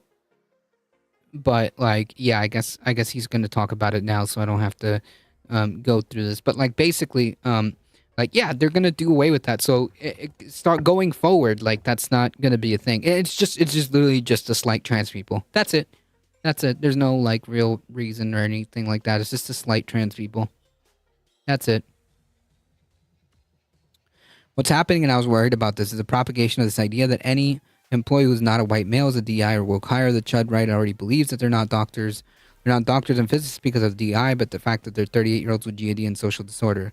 Yeah, exactly. Off-world, right? Because I mean, that's literally the point. Exactly. This is extremely worrying. So effectively, they're creating this situation where, and Trump has said this too, right? Like, he thinks that like white people are being like widely discriminated against, which is like really not the case. And they believe that like being woke or DEI means that the people that are getting hired, like say a POC or a woman or whatever, is because they are a woman or because they are a black person, right? No, they still have to be qualified. And intersex people, yeah, no biological basis in this, S.V. Harkin. So there's no point in even trying to look into it. It's just our bigotry needs to be satiated.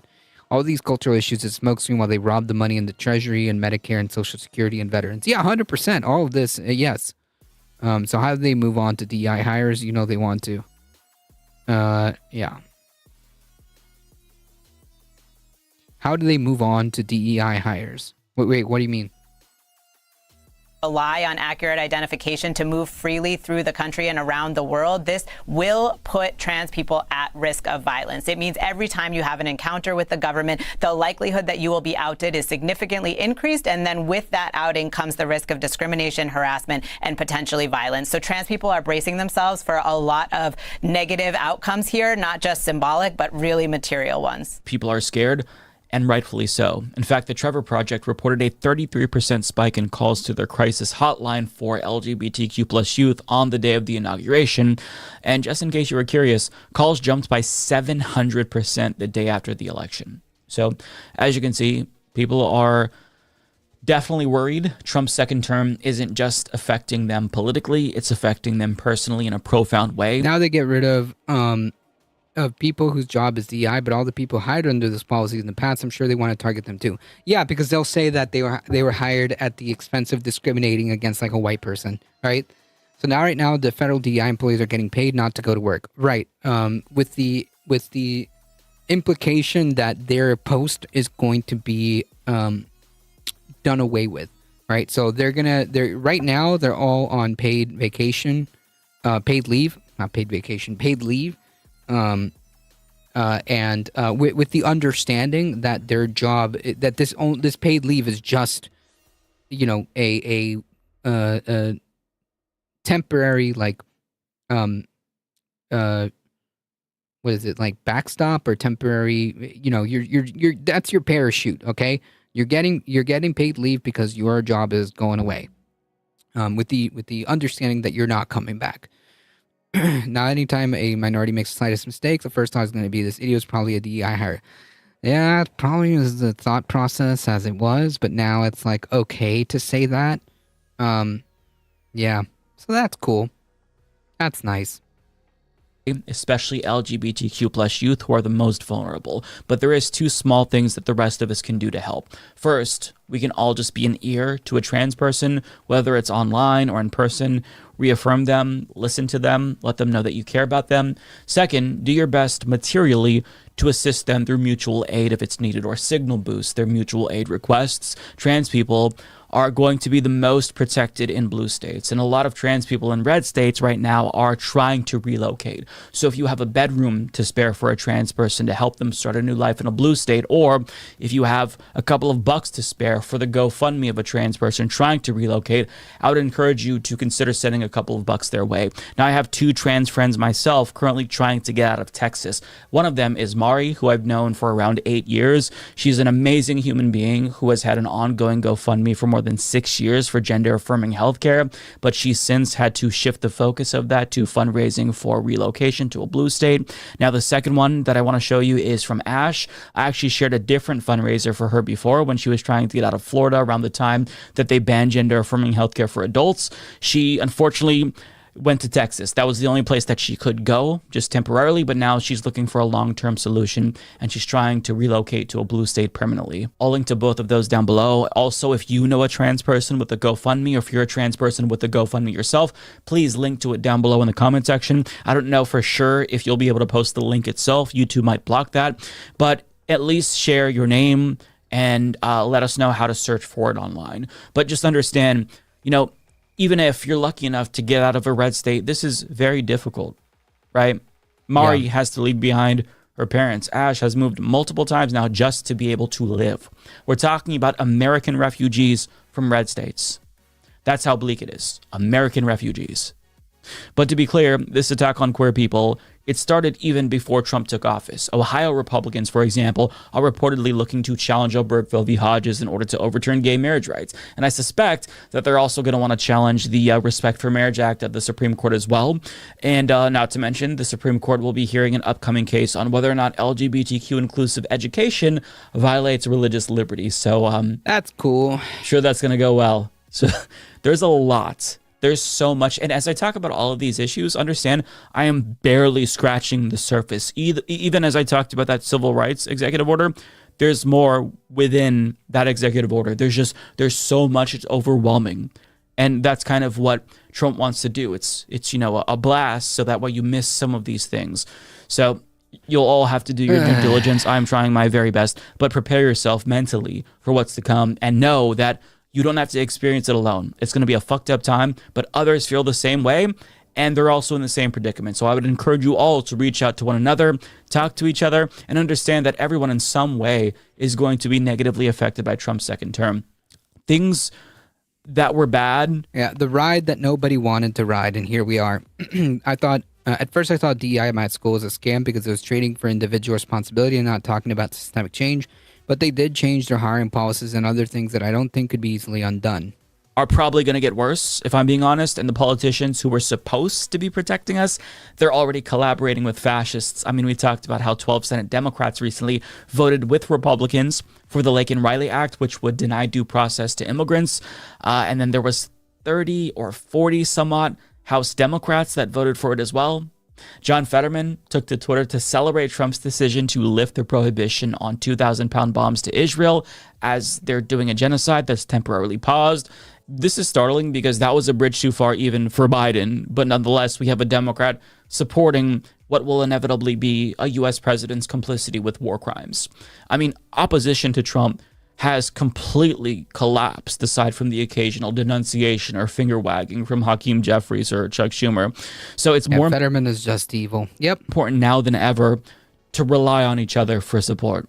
And if you're not part of a marginalized community, understand that you're targeted to in some way. Even if you voted for Donald Trump, you will not be protected from his wrath. And I need you to understand that there are so many things that he's doing now that will affect us down the line in the way that Reagan did, that we're not going to understand the full consequences of his actions until decades later, perhaps. He did withdraw from the Paris Climate Accord again, and that's probably not going to be great for climate change. Not that we were making much progress, not that that was sufficient, but like any little step we can do to mitigate it, that's kind of important now, given how bad it's gotten. He also rescinded a Biden-era executive order that would potentially lower the cost of prescription drugs.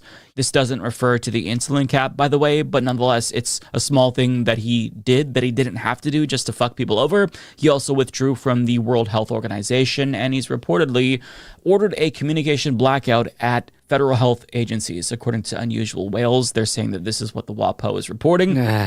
We're still calling Fetterman a Democrat? Yeah, only on paper. Only on paper. We need people to run for 2026 because the Dems put their spine in a box, and we need them to, and we need to put them there with it.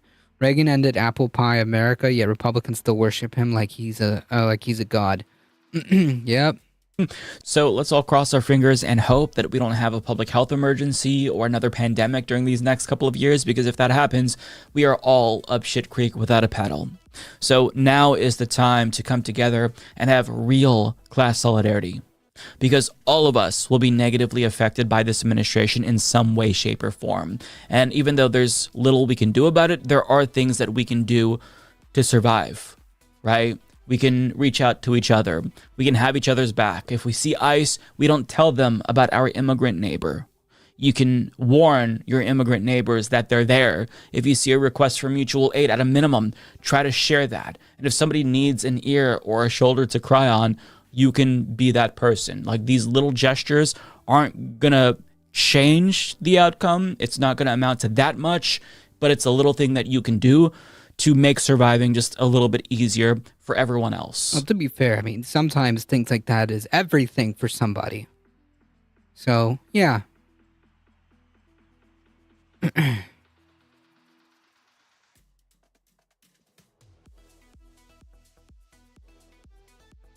Bird flu will be the end of civilization. We have economies now that will just collapse at a death rate of 50%. Yeah, I mean, if bird flu ever jumps from, like, human to human transmission, like, that's not good.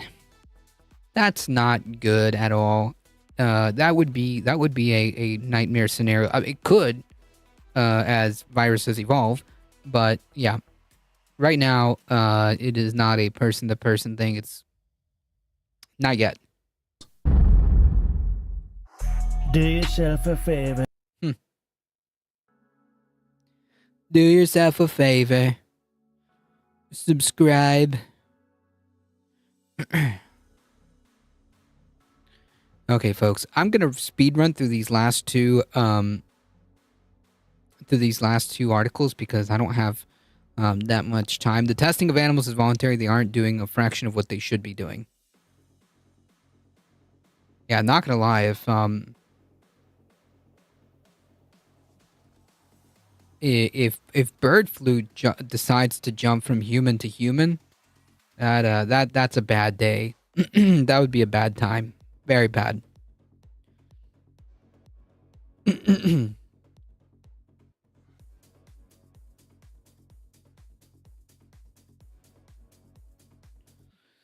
Trump lists number of reasons for pardoning the insurrectionist. Quote, number of reasons. Trump responded, number one, they were in there for 3.5 years, a long time, and many solitary confinement, treated like nobody's ever been, treated so badly. Yeah, because they were seditious traitors.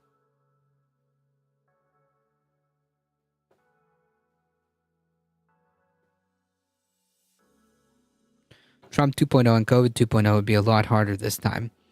Moderna is working on new vaccine, although they already have a vaccine, don't know if they're manufacturing it. No rancher is going to willingly give up their livelihood with no safety net. So really, January 6th are treated the worst because racially based migrant hunting is a cakewalk. The government should buy them out. Yep. The WHO would come in handy, wouldn't it? Yeah, the WHO, the World Health Organization that we just backed out of. Yeah. They were treated like the worst criminals in history. Well, I mean, they did try to do an insurrection. And you know what they were there for? They were protesting the vote because they knew the election was rigged and they were protesting vote, and that should be allowed to protest. Yeah, dude, they weren't protesting, man. Come on. But you shouldn't be able to invade the Capitol, which Sean Hannity cuts in. No, ready? Most of the people are absolutely innocent, okay, but forgetting all about that. Wait, what? Forgetting about all that. These people served a horribly long time. It would be very, very cumbersome to look. You know how many people are talking about 1,500 people? Almost all of them. This should not have happened. You're right. An insurrection should not have happened. And like, it's wild what he's saying. Like, basically, he's saying that he's greenlighting insurrection, violence, so long as it serves his ends, right? And if you do violence for the dear leader, right? Like, say, storm the Capitol, and he'll pardon you, so it's okay. You can do it again.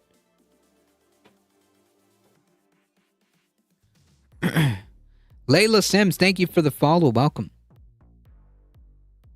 And the other thing is there's some people with the police, true, but they were very minor incidents. Yeah. Okay, dude.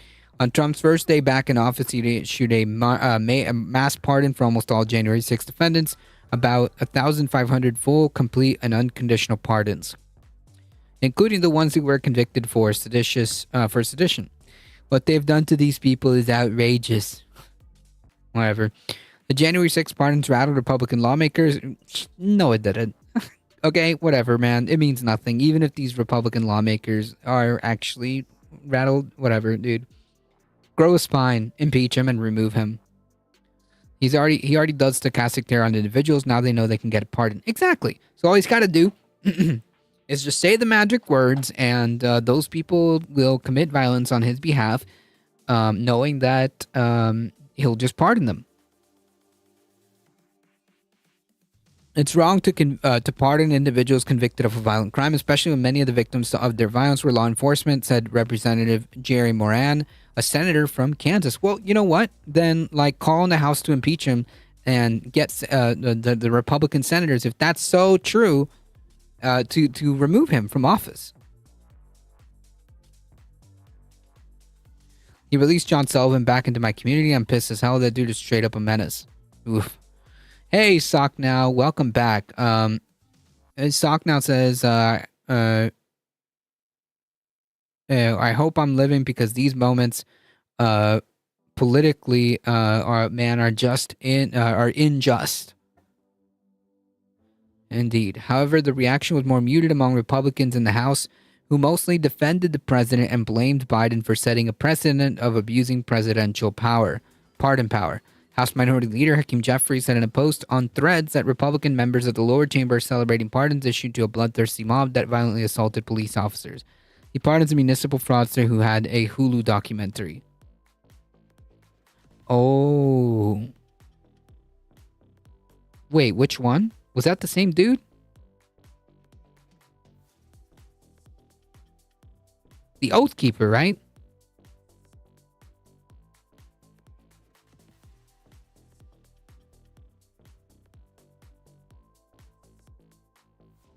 No, a woman?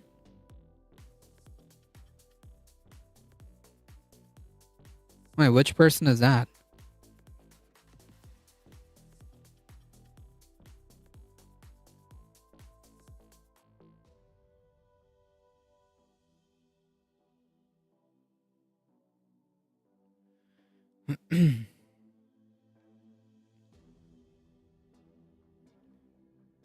All right, we'll do this last one because I think that's all. I'd rather do this one here as the last article. Judge temporarily has blocked Trump's executive order on birthright citizenship, calling it blatantly unconstitutional because it is. A federal judge in Seattle has signed a temporary restraining order blocking President Trump's executive order on birthright citizenship.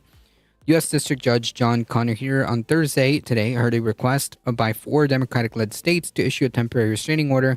I'm looking for it, but search sucks. Oh, it's all good. Restraining order against the executive order signed by Trump that purports to limit birthright citizenship, long guaranteed by the 14th Amendment to people who have at least one parent who is a United States citizen or permanent resident. Quote, I've been on the bench for over 4 decades, said Judge Conahir, who was nominated for the bench by President Reagan. I can't remember another case where this question was presented is as clear as it is here. This is blatantly unconstitutional. In your opinion, is this executive order constitutional? He asked DOJ Attorney Brett Shumate. Yes, we think it is. Shumate said, drawing the judge's rebuke. I have difficulty understanding how a member of the bar can state unequivocally that this is a constitutional order. It boggles my mind. Where were the lawyers when this decision was being made? Schumann implored Conahir to hold off on blocking the order, saying that it does not take effect until February 19th. It's enough to say there's no imminent harm that the states will incur as a result of this order. We will urge the court not to grant any temporary order today on the merits. What makes sense is to have a full briefing on the preliminary injunction. Quote, Burt's cannot be paused while the court considers this case, said Lane Pelosi, the attorney representing the state's attorney generals, who said that Trump's executive order attempts to change a part of the Constitution that is off limits after being settled across a century of legal precedent. Judge Conahir appeared convinced, ending the hearing by saying that he signed the temporary restraining order, that he would consider whether to grant a long-term injunction over the coming weeks. Conaher's order temporarily enjoins Trump and any federal employee from enforcing or implementing the executive order for 14 days until February 6, when the judge scheduled a hearing to consider issuing a preliminary injunction against the order. Quote, the plaintiff states have also shown that they are likely to suffer irreparable harm in the absence of a preliminary relief, Conaher wrote in the restraining order, citing the costs of medical care, social services, and administrative work encountered by the 4 states who sued Trump. The balance of equities tips towards the plaintiff states and the public interest strongly weighs in favor of entering temporary relief. Trump himself signaled confidence when asked about the ruling on Thursday afternoon. Quote, obviously we'll appeal it. Trump said in the Oval Office, there's no surprises with that judge. The Department of Justice will vigorously defend President Trump's executive order, which correctly interprets the 14th Amendment of the U.S. Constitution, said a statement from the Justice Department. We look forward to presenting the full merits argument to the court and to the American people who are desperate to see our nation's laws enforced. ? Okay.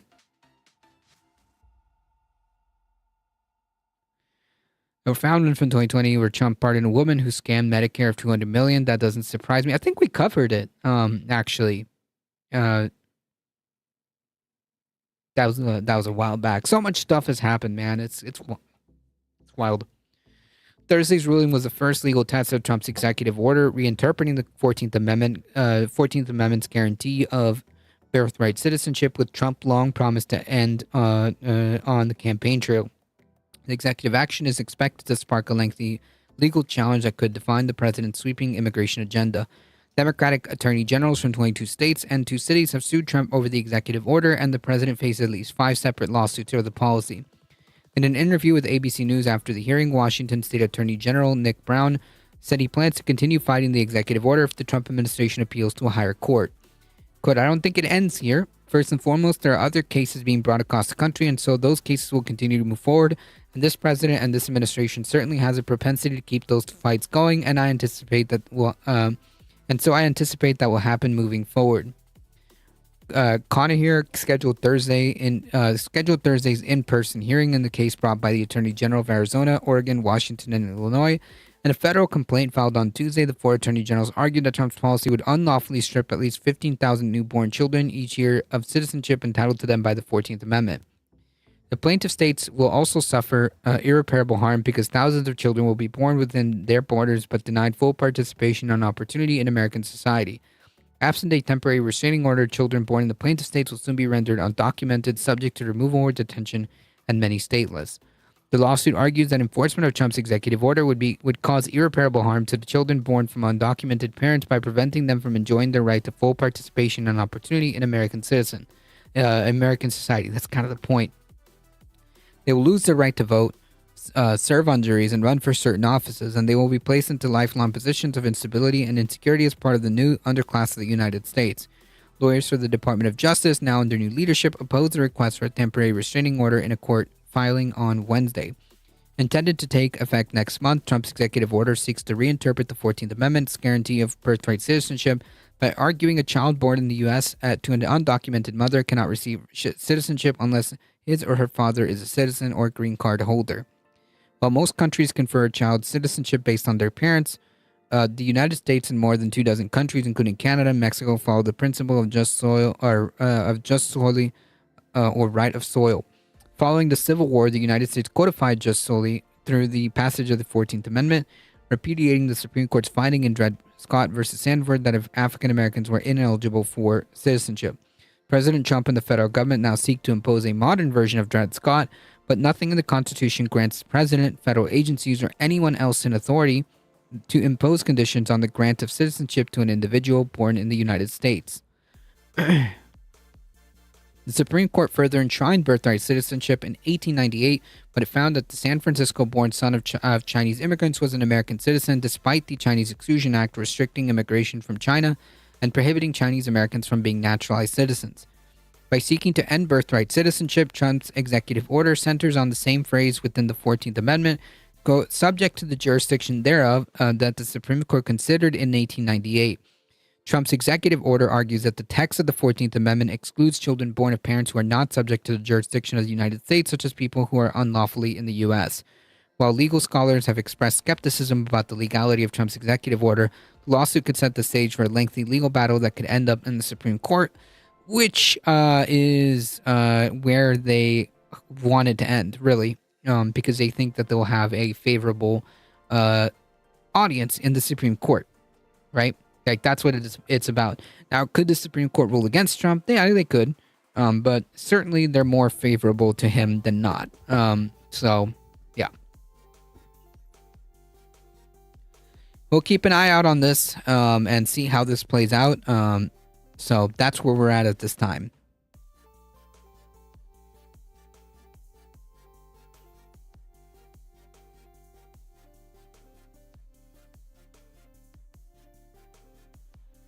Oh, they will expedite that one. Yep.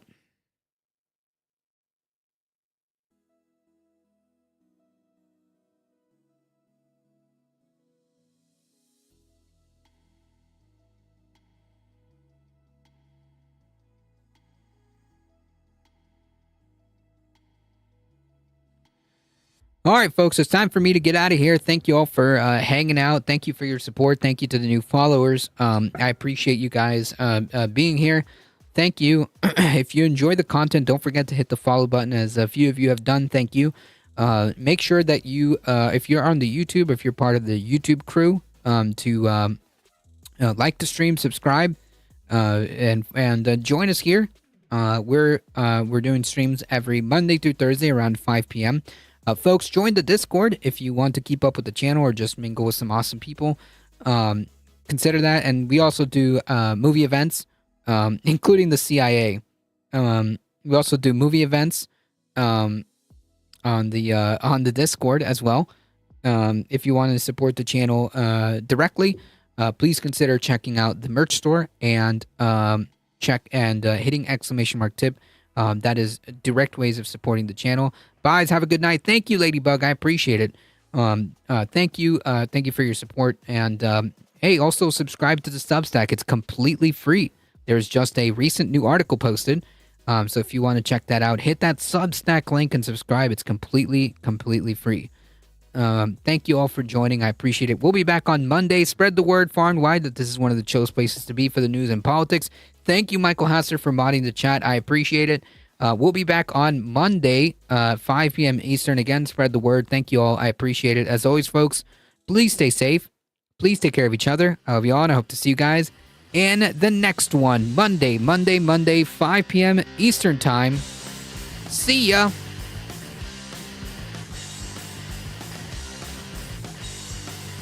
Perfect timing. My voice was starting to give a little. Hang tight, folks. Hang tight.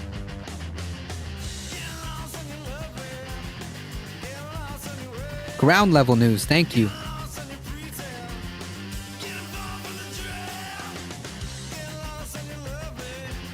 SB Harkin. Thank you.